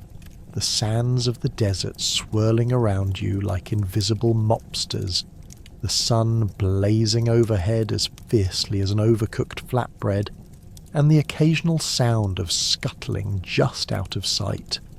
You start to recognise that sound. Yep, that's definitely a scorpion, and no, you don't want to be the guy who finds it in his boot. Even the mighty Pyramidians have their limits, and those limits definitely do not include being stung by nature's miniature assassins while carrying a 2-ton rock. It's funny how the biggest challenge can often come from the smallest of foes. And let's not even get started on the local birds, the ones that seem to wait for the opportune moment to swoop down, hoping to snag a piece of lunch. You know, the kind of lunch that made its way into the lunchbox before it came to work. They circle overhead like miniature vultures with a vendetta, only to realise they're among the construction crew lacking an impressive collective IQ. Side note, how much bread can one worker drop in a day? You're beginning to think the birds have their own HR department. At least their complaints are valid. They've been eyeing the same stale bread for weeks. Then there are the insects. Oh, the insects! It's as if the sun has magically summoned them all for a huge congregation, and you've unwittingly starred in their annual festival of annoyance. Flies dance around you, landing with what seems like persistent glee, buffoons performing acrobatics off your forehead and somehow getting trapped in your mouth just as you open it to complain. And those mosquitoes, they're out for company as much as blood. Do you get extra health benefits for the amount you're about to bleed? Maybe that's your ticket to pyramid building immortality. You've heard stories about how even the bravest pharaohs feared flying fiends. No one wants to say they get taken down by a flying demon. The locals, meanwhile, can't afford to be scared stiff. They laugh at the absurdity of it all, probably because they've survived this chaotic land long enough to know that if you can dodge a sandstorm, what's a few critters? You try to join in their laughter, but all you can think about is how you should have packed fewer sandwiches and more fly. Swatters. There's an art to eating in the desert after all. You've got to embrace both multitasking and your inner zen as you swat and chew simultaneously, all while praying the pharaoh doesn't ask for a performance review. Then comes the wisdom of your fellow workers. Here's a tip, one says, waving off a fly like a magician showcasing the magic of anthropological pest control. Don't even bother about them insects. Just pretend to remain grave, and they'll lose interest. This might explain a few things about Pharaoh's deeply programmed expression when he's being painted on a wall, poised solemnly forever as the only way to secure eternal life. As the day winds down, you marvel at how you've formed an odd camaraderie with your fellow labourers, and the local critters too, sort of. You realise they share in your struggle, trying to survive the heat and the sheer weight of life in the ancient desert of Egypt. Who needs a pet rock when you have an entire entourage of buzzing, fluttering and scuttling friends that remind you daily you aren't the only one enduring this sweaty ordeal? You finish your day by wrangling the rattling many-legged travellers with a heartfelt farewell. It's truly been a rich experience bonding over an appreciation for the challenges of food and hardship, all in the glorious beauty of a place constantly plagued by wildlife. Next time someone complains about the neighbour's barking dog, remind them, At least they aren't dodging scorpions in the sand while lifting an 8-ton stone. It's a point with some weight, one you're certainly ready to haul home today. As the day winds down, you gather with your fellow workers and pray that the gods see all your hard labour. Just hope Ra appreciates your construction work as you collectively whine about back pains and the shared longing for more bread. As the sun dips below the horizon, painting the sky in shades of orange and purple, the sight begins to lose its chaotic energy, replaced by an impending stillness. The day's heat lingers in the stones, a stubborn reminder that you've been hauling rocks heavier than your average house cat, but decidedly less fluffy and far more unforgiving. As you sit around the flickering fire, you can smell the familiar scent of burnt offerings mingling with the evening air. It's part ritual, part dinner, and all forms of hope. The evening meal is usually a mix of bread and lentils, but tonight someone scored a few extra figs from the market, a potential treasure. You trade a piece of your daily ration just to relive those succulent bites one more time. For a moment, you can almost convince yourself you're feasting with the gods, instead of just replenishing your dwindling energy stores. You lean back against the warm stone, and anyone within earshot knows it's about to be story time. Imagine a shimmering glow from the flickering flames as your fellow labourers recount the legendary exploits of past pyramid builders who are said to have slipped God's blessings into their stonework. There's a chorus of laughter as one particularly eager worker regales everyone with a tale of Horus appearing in a vision to help him lift a stone. All I had to do was ask the right questions, he boasts, and demand some serious divine muscle. You all chuckle at the concept. After all, if Horus were truly lending a hand, you wouldn't be wrenching your back like a pretzel every day. Around the fire, camaraderie is high. Stories weave a web of connection, illuminating otherwise hard lives. But as the laughter dies down, the shadows of uncertainty creep in like a hungry desert fox, gnawing at your resolve. Briefly, your fears echo in the distance. Is Ra truly watching over you? Will the pyramid rise as you envision, or will it crumble under the weight of your dreams, buried beneath sand for centuries? It's not just about the stones, it's about legacy. You gaze up at the stars flickering into view, bright against the inky sky, reminding you that there's life beyond your heavy-laden duty. Each pinprick of light feels like the pharaohs of old whispering to you, urging you to keep going. But for tonight, the real task is different. Find peace in the chaos. You close your eyes and recite a familiar prayer as you listen to the amalgamation of voices around you. Some are longing for rest, some for glory, all merging into a plea for recognition. After everyone shares their thoughts with the deities, it's time to hit the makeshift sleeping arrangements. You roll out your straw mat, which honestly smells a little bit like yesterday's lunch mixed with the lingering scent of unused leaves, and guide yourself into a half-sitting position. As you drift off, thoughts rush back to the day's challenges.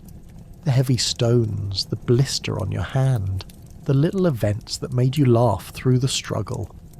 Did you really just spend 8 hours heaving rocks? The thought invariably brings a grin to your weary face. Just as sleep begins to take over, a loud snort disrupts the peace. Turns out a donkey has wandered into the camp searching for leftovers. You almost laugh as it glares at you, like it's judging your life choices. "Hey buddy, you think you can do better," you mutter, trying and failing to keep the anger away.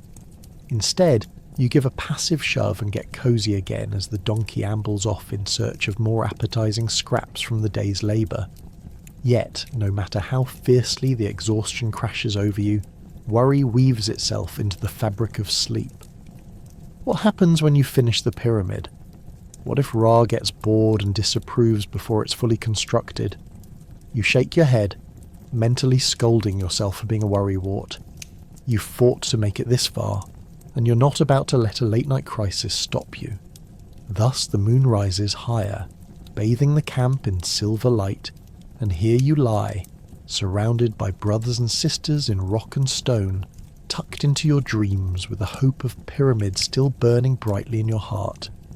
Tomorrow it's back to work under the unforgiving sun, but tonight, as you close your eyes, you pray that perhaps Rhea will be kinder than your back is, and bless you with a restful, restorative slumber. Enter the comedic relief of the construction. Pranks. Tripe under a stone while you're actually aiming for some hiding and seeking under monstrous teeth sounds awfully entertaining. The jokes never cease when your job has eternal implications. After all, what's the point of hauling massive limestone blocks if you can't lighten the mood with a little mischief? So, as the sun sets over yet another hard day's labour, the workers gather beneath the shadowy outline of the unfinished pyramid, and the real fun begins. You round up your fellow builders, whose faces are worn from sweat and labour, but glimmers of mischief spark in their eyes. You start hatching plans for the ultimate prank, convincing one of the newbies that the Sphinx is actually a hidden portal to another dimension. It involves wrapping a rope around the Sphinx's paws and pretending to pull it toward a loud-mouthed sage who insists on issuing dire prophecies regarding your future. All it takes is a few enthusiastic shouts of, "The Sphinx demands a tribute," and you've got a crew of hilariously convinced men ready to sacrifice their lunch to a giant rock. But pranks aren't limited to illusions or bravado. Oh no, there are classic tricks too. While one worker robustly lifts a stone slab, another stealthily places a pinch of sand in his sandals. Watching him hobble around like a bewildered duck is a community highlight. The laughter echoes as he attempts to shake it out to no avail. Everyone knows that once the sand is in, it's there for life, just like your ketchup stain on the tunic shirt you refuse to admit is stained. And just like that stain, the laughter sticks, common ground for the labourers who sweat through another merciless day in the desert. And then, there are the sneaky takes on nap time. Who hasn't been so tired that they doze off mid-lift? Some wise soul had the brilliant idea to suspend a small bucket of water from the rafters above the workers' communal resting area. The aim? To see who might join the wet tunic club. As soon as someone gets daringly comfortable in their snooze, the bucket tips, resulting in chaotic yelps and a symphony of laughter that rings out like a celebratory hymn. This also spurs an impromptu dance party, as drenched labourers shake off their binds, laughing and joking at the soggy mess they find themselves in. Good times amid the relentless heat. However, let's not forget the noble art of rock jokes, which are critical in preventing one from losing their sanity while squishing themselves around enormous stones. Every seasoned builder knows to shout rock as new blocks come rolling in. As new workers dart in sheer panic to avoid the incoming boulder, the seasoned veterans trail behind in giggles. "You know the stone isn't the only thing that's hard," one of them winks cheekily, as he dodges a flying chuckle right back at the group. You'd think the Egyptian workforce would claim eternal glory, but it turns out they were all immortalised in humour instead. As dusk deepens and laughter fades into the night, stories of the day's comedic antics are shared over stale bread and watered-down beer. Did you see the look on his face when he thought he'd awoken the pyramid ghosts? Someone snickers, and the laughter erupts anew, carrying the day's fatigue lightly into the stars above. It's moments like these, while surrounded by the scent of well-worn tunics and the sound of sunburned skin cracking, that forge bonds deeper than the stone itself. As you lay down to rest, reflecting on your day, the shenanigans become far more critical than any precise chiselling. Stories tell of how the Sphinx was summoned to carry burdens. Still, the truth lingers like a shadow. The pyramid will stand tall, but memories, those cheeky, weary but wondrous memories carry forth very gently into the afterlife. Because in a world where you work tirelessly for something you'll never see completed, banter and silliness morph into magic. A little humour can ease the heavy weight of your tasks, a reminder that life, no matter how monumental, should always be shared with laughter among the stones. So go on, grab a block, dodge a bucket, and prank your way to the top.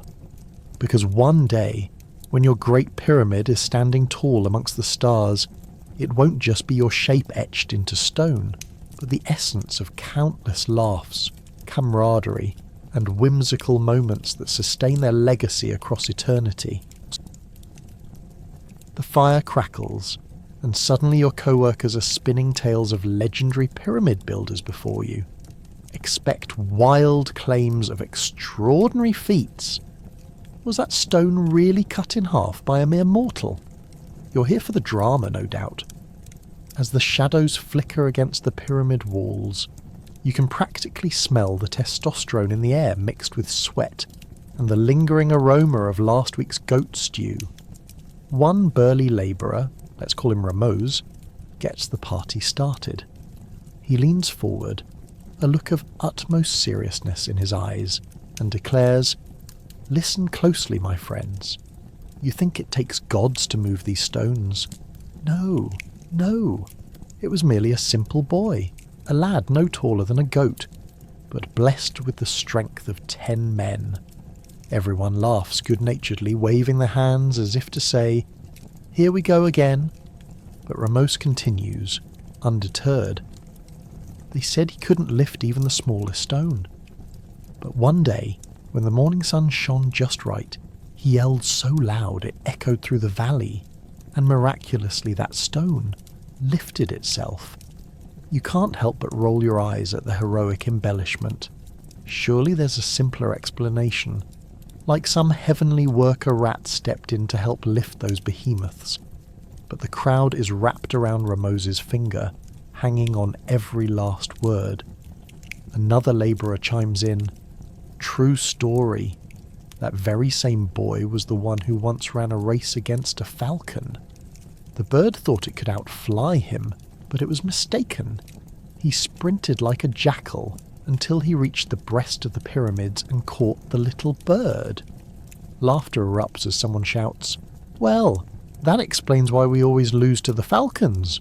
You're too busy running to catch a gold-plated feather." But secretly you wonder, is this how legends are born? These absurd tales, woven from the worn threads of everyday life, might just be what allows everyone to survive the monotony of hauling stone under the fierce midday sun. You realise there's a fine line between heroic tales and outright ridiculousness. But hey, let's not judge. You'd gladly join in as the next dramatic storyteller if it meant keeping spirits high during the drudgery of construction. An old worker, known for his wisdom and a rapidly receding hairline, shifts closer to the fire, his eyes lit by the orange glow. "My friends," he implores, "let me tell you of the ghost of Pharaoh Khufu himself. He wanders the sands, ensuring that we build true and straight. Woe to any who stray from his wishes."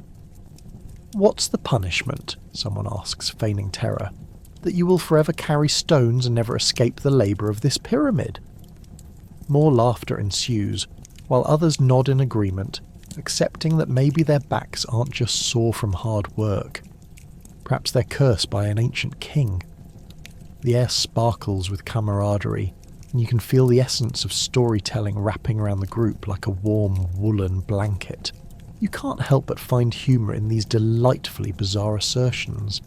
It reminds you of evenings back home, sipping watered-down beer while your friends recounted their slip-ups at the market, or their best attempts at impromptu dance-offs.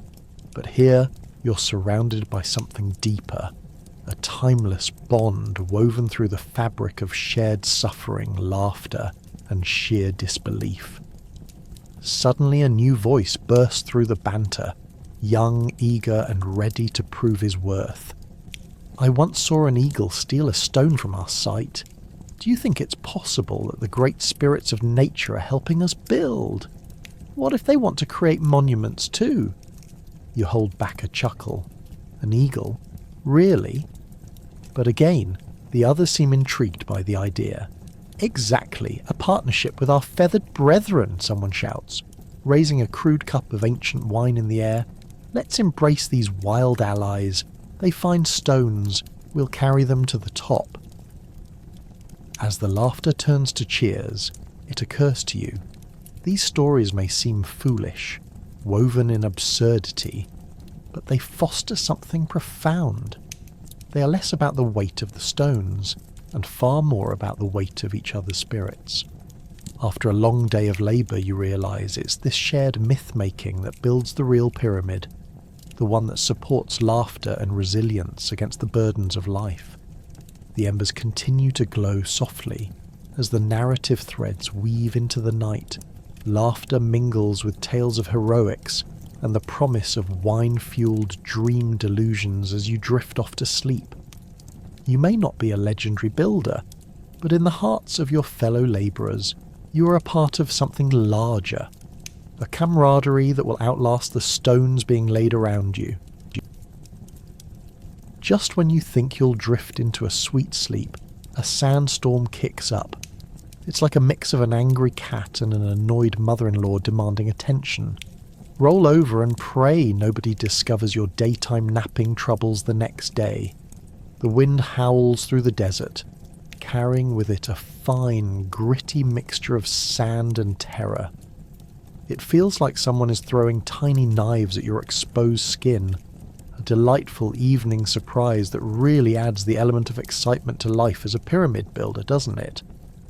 As the storm intensifies, you find yourself involuntarily enlisted in the world's worst sandbagging competition. Everyone around you stumbles out of their makeshift beds, their faces etched with worry and slightly more sand than they bargained for. Your folks had come prepared for the labour, not for sand warfare. You all gather like a band of confused ants, realising the hill they've been working on has just been dumped with a load of hot, swirling sand. The night sky darkens and the view disappears faster than a pyramid project meeting when the pharaoh's not around. You and your co-workers soon resemble a group of bewildered ghosts caught in a dust storm, arms flailing as you try to shield your mouths from the gritty confusion. You'd think someone could come up with a better way to spend a night in the desert, right?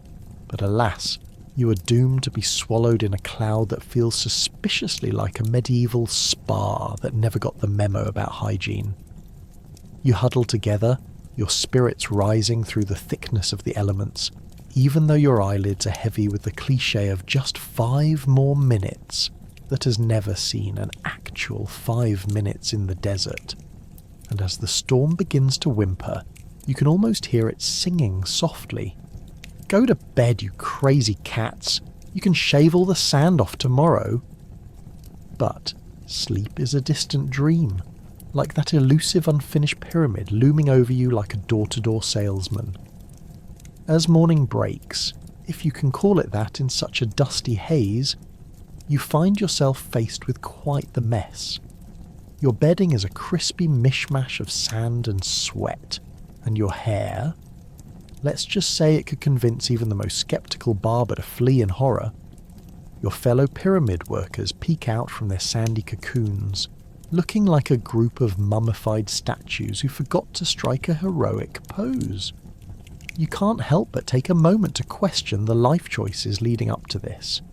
Never in your wildest dreams did you think you'd wake up to a face full of desert grit, or that you'd be swabbing the ground more than a cleaning lady at a tavern floor, all for a building that's apparently destined to be a resting place for someone far more important than you.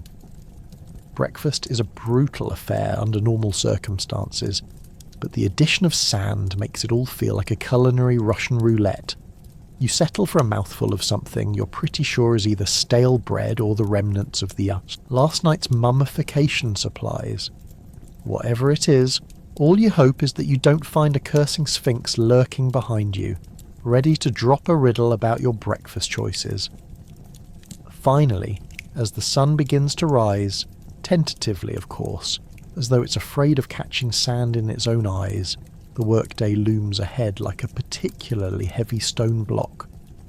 Between the lingering effects of the previous night's storm and the eternal pressure to meet what feels like an impossible deadline, your biggest goal becomes one of survival for both life and limb. You recall whispers about sandstorms taking entire structures with them, and you can't help but think that your unfinished pyramid is about to have an unfortunate encounter with wind and time. As you step back into the sun, haunted by a nightmare of wheezing sand, you can almost hear the echoing laughter of your fellow workers hailing the great pyramid building adventure. Maybe it's just a part of the job, like the dusty flavours and glowing aches to remind you that you truly are making history, one stone at a time. Just remember, if sandstorms are part of the package deal, then happiness must come with a side of sand. Here's to hoping the next time the storm threatens to steal your dreams, it at least serves a more nourishing breakfast. Nighttime brings the enigma of the Sphinx whispering riddles into the wind. You can't solve them, but hey, you can still debate the logic behind them, or just throw stones at him instead. It's bound to be more entertaining than building after hours. As the stars blanket the sky, the construction site is illuminated by flickering torches, casting long shadows that dance across the sand like over-caffeinated phantoms. While you wouldn't call it a place of peace, it does bring a certain magic, though perhaps not as magical as the pharaoh's latest delusion that his last burial site wasn't just a little on the tacky side. Casual conversations morph into heated debates as workers gather, eager to take a break from the grind of lugging stones that could double as the world's heaviest doorstops. Someone rushes in, claiming they've cracked the Sphinx's riddle, only to hastily admit that it was just a bad pun about hay and a cow. Still, you can't help but chuckle because, really, who doesn't love a good pun? Just wait until dawn and someone will try to convince the group that deciphering Sphinx riddles is just another day's labour. And then there's the Sphinx himself. Half man, half lion, and all about the theatrics. He sits there, arms crossed, probably rolling his stone eyes as he observes your failures. Everyone stares at him with a mixture of awe and irritation.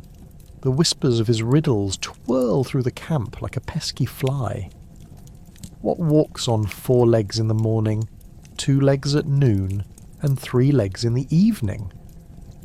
A question as old as the limestone blocks surrounding you. The answer? It's a rather tame explanation involving the life stages of man, but let's be real, there's nothing calming about having to even think about it after an exhausting day. You can't help but think this riddle's more of a personal attack than anything else, cleverly disguised as a philosophical inquiry. Manages to keep you on your toes, right? It's as if the Sphinx is gleeful at the chaos he's created among the workers around the campfire. Riddles cause strife could serve as the ultimate slogan for pyramid workers. Each failed answer turns into laughter as everyone imagines the Sphinx's smug grin plastered on a lion's face. After a long day of hauling stones, it doesn't take much for deep conversations to warp into whimsical musings. What if the Sphinx, this guardian of knowledge, is just a mythical version of a gatekeeper checking your ID before entering the world of wisdom? And what if tomorrow, when you wake up with a sore back and an even sorer sense of humour, you actually find a way to bribe him with a half-eaten loaf? Now that's an idea that lights a fire in one's imagination. But before long, the exhaustion sets in. You might be convinced that hanging around this riddle-spouting chunk of limestone isn't going to help your pyramid-building ambitions in the slightest. Eventually someone shouts, "Let's go back to building," and that sends a ripple of groans through the group. Weariness settles like sand in your bones. It's a warm hug from Mother Nature after a long day. You start to understand why ancient Egyptians treated their labour with reverence, only to realise that maybe those pharaohs were onto something when they decided to hire a few thousand people to make sure they received their due respect, quite literally. As the evening drifts on, you glance at the Sphinx around the flickering firelight. He seems almost to wink at you. Two can play this game. Starting tomorrow, you'll dedicate your labour to building a better pyramid, and perhaps toss a stone every now and then to test his patience, just to keep things entertaining. Who knows? You might just end up being the only worker in the history of pyramid construction to outsmart the Sphinx, merely by embracing your disbelief. Courageous and absurd, but hey, at least you're making memories in the blazing heat of a desert night where even shadows seem to laugh with you. So as you lay your head down, cradled by rough straw and maybe dreaming of being the first person to write a riddle of your own, let's hope the Sphinx is taking notes. This monumental task is only just underway, and you've got the Sphinx's challenges ahead. But first, you'll need to get some sleep, because those blocks won't lift themselves. And thus, the night carries on with a mix of laughter, fatigue, and the gentle rustle of palm leaves in the Egyptian breeze, at least until dawn, when you'll find new challenges waiting by the next block of stone. So you've built and built until your shoulders are sore, but eventually someone will ask, what happens when the pyramid is finally completed? Probably not much besides an immense sense of labour satisfaction. Oh, followed by an eternity of watching every tourist touch the rocks.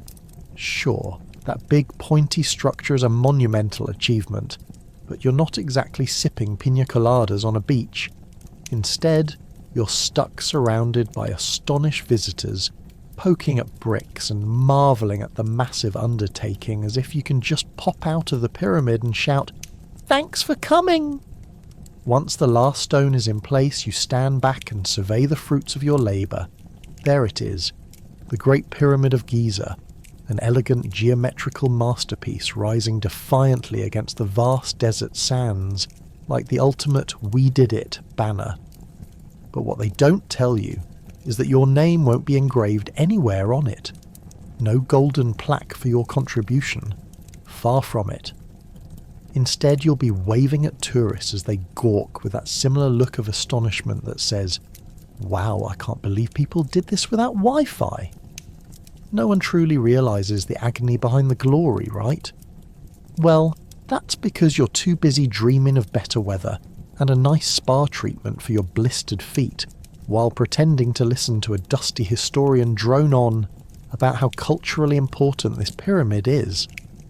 The irony is that you'll probably never be appreciated in your lifetime, nor will anyone remember you unless perhaps they explicitly list faceless stone mover of questionable back capacity. When's the last time anyone mentioned that guy in history class? You might alternate between feeling proud and utterly disheartened as you contemplate the fate of your fellow stoneworkers. Yeah, good luck with that whole living forever in the afterlife transformation. Spoiler alert, it's not guaranteed. You survive life alongside an endless supply of relentless sand, and what do you get out of it? Just more work. You'll likely notice that the pyramid is soon being used as a glorified picnic spot, and as you lean on your trusty wooden shovel you might think, I'm not getting paid enough for this. The truth is, once the excitement dies down, the work doesn't stop, it just shifts. Remember that lovely speculation about your eternal glory. That dies right along with your enthusiasm. Instead, you get to join the other construction crews of pyramid life, popping into reality checks when they find themselves tasked with maintaining these giant tombs and smoothing out imbalances. Yup, well done folks. It turns out your pyramid isn't just for show. Somebody's got to keep dust and vermin off that baby while ensuring nothing giant collapses onto an unsuspecting tourist. As the days roll on, you find yourself in a strange cycle of labour. One where you miss the old days of pure hefting stone without the digital age, critiques flying your way. Oh look, the stones are slightly misaligned. Really? You didn't notice while load the 25th one in place? And don't forget, now you also have to dodge the ever-growing network of tourists who seem to regard you as part of an ancient historical theme park. You murmur the age-old lines they expect. Yes, we used ramps. And no, there are no, aliens involved. They don't understand. To you, every built stone represents a battle fought against isolation and existence under a relentless sun, while they snap pictures of each other like it's an actual national park. The days might morph into years, and your ultimate end goal continues to elude. But hey, the Grand Pyramid is still standing strong. And with that comes the bittersweet slap-in-the-face reality check that, sure, it's an architectural wonder, but all hail the ones who fought against time to make sure tourists can visit it for centuries to come. The weight of history is both heavy and oddly liberating, cementing a legacy that you, admittedly, may never receive full credit for. So here's to you, the architect of both stone and sweat, far removed from any accolades, securing your place in the fabric of time one stone at a time. Cheers to standing tall in the shadows of history, ever vigilant, ever lifting, and ever a part of the pyramid's tapestry, whether anyone remembers your name or not. But that's all right. You've got the sand to keep you company. With pyramids comes the legacy. It's not all glitz and glamour as you nod off, contemplating how your story in this grand scheme might vanish. Years from now, all you'll be is the gossip behind the next block unless someone decides to carve your name in stone.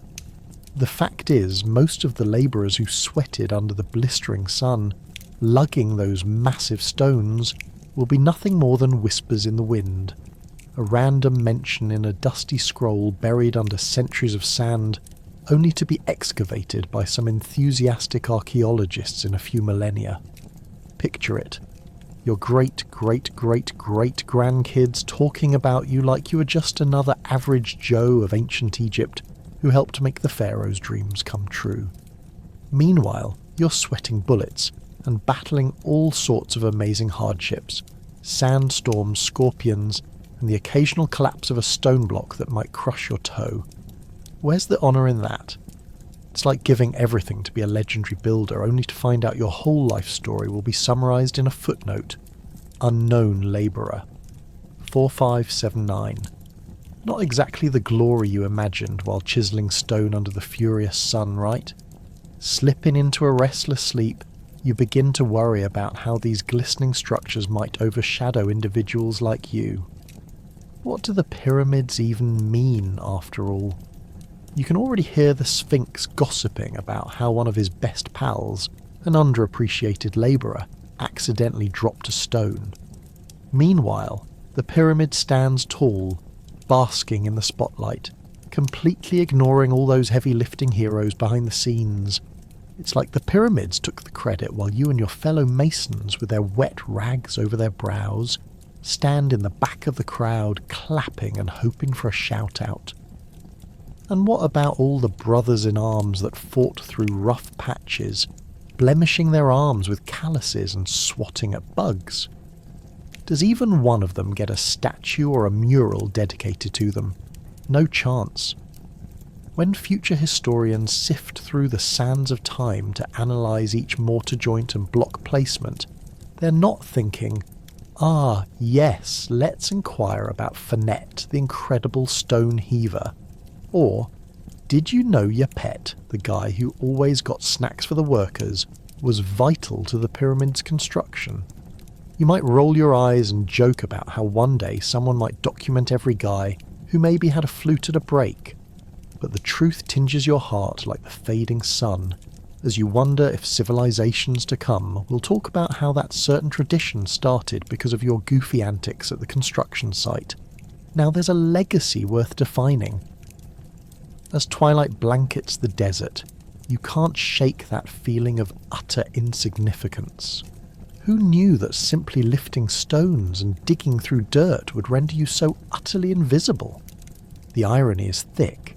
In a society that worships the mighty pharaohs, where even a rat seen scampering around the food stalls gets more credit than you, labouring day by day seems futile.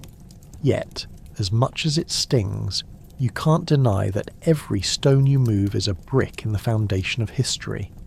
A history that will be told again and again, creating legends from mere beings like you. Eventually you might have to accept that one day, when Cleopatra's dynasty reigns, today's pyramid will be old news. The tales told will be doused in grandeur, but underneath all the glimmering tales there are the unsung stories, possibly yours. The desert might swallow you whole, but your grit, laughter and collective suffering will stay etched in the oral traditions of your people, whether heard around a warm fire or shared in bustling marketplaces. Finally the sand begins to cool, and dreams of elusive glory dip you deeper into slumber. Beneath the shadows of those grand pyramids still growing in creation, you nod off, hoping one day, just perhaps, a curious soul searching for old secrets will shout your name from the tomb's once mighty entrance. I found him. This was the man whose laughter echoed through our ancestors' toil. Here's to labourers whose laughter, even in silence, built more than just monuments. They moulded strength into a culture and generations into storytellers. Eventually, the pyramids fade into history, but work never dies. You'll think you're done, but wait, there's another pharaoh. And don't forget, it's not just stones, but more dreams of grandeur on the horizon.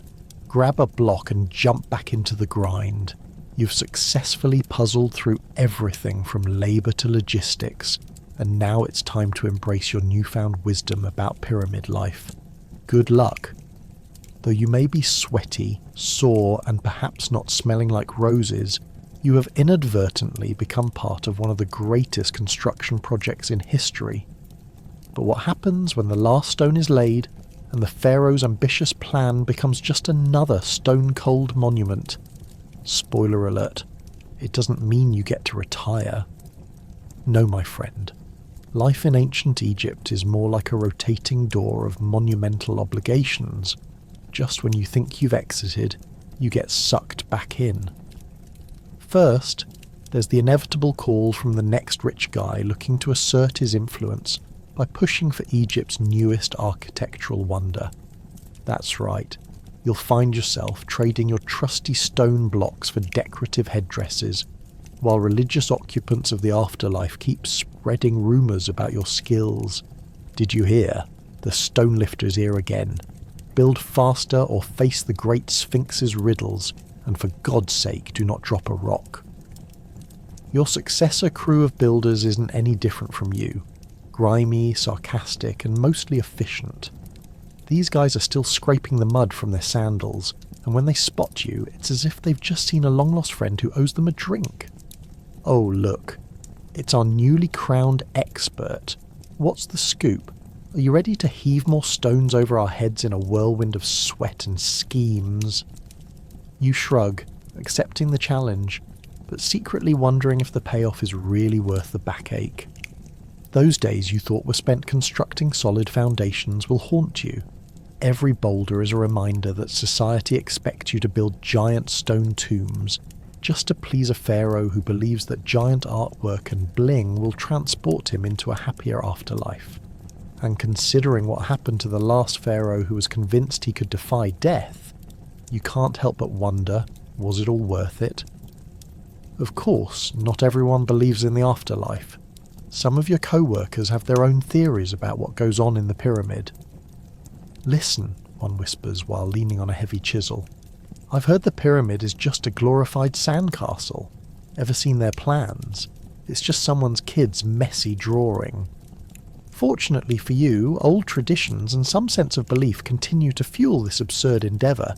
And there it is, the incomplete pyramid shimmering in the relentless desert sun, telling you that work never sleeps, even when the gossip says otherwise. You join in, hoping that this time around you'll at least get a better meal on the lunch break. What do they have for us, you ask, eyeing your buddy with anticipation. Well, he replies, scratching his head, probably bread that's older than your grandmother, and if we're lucky, a flat beer that we can pretend is refreshing.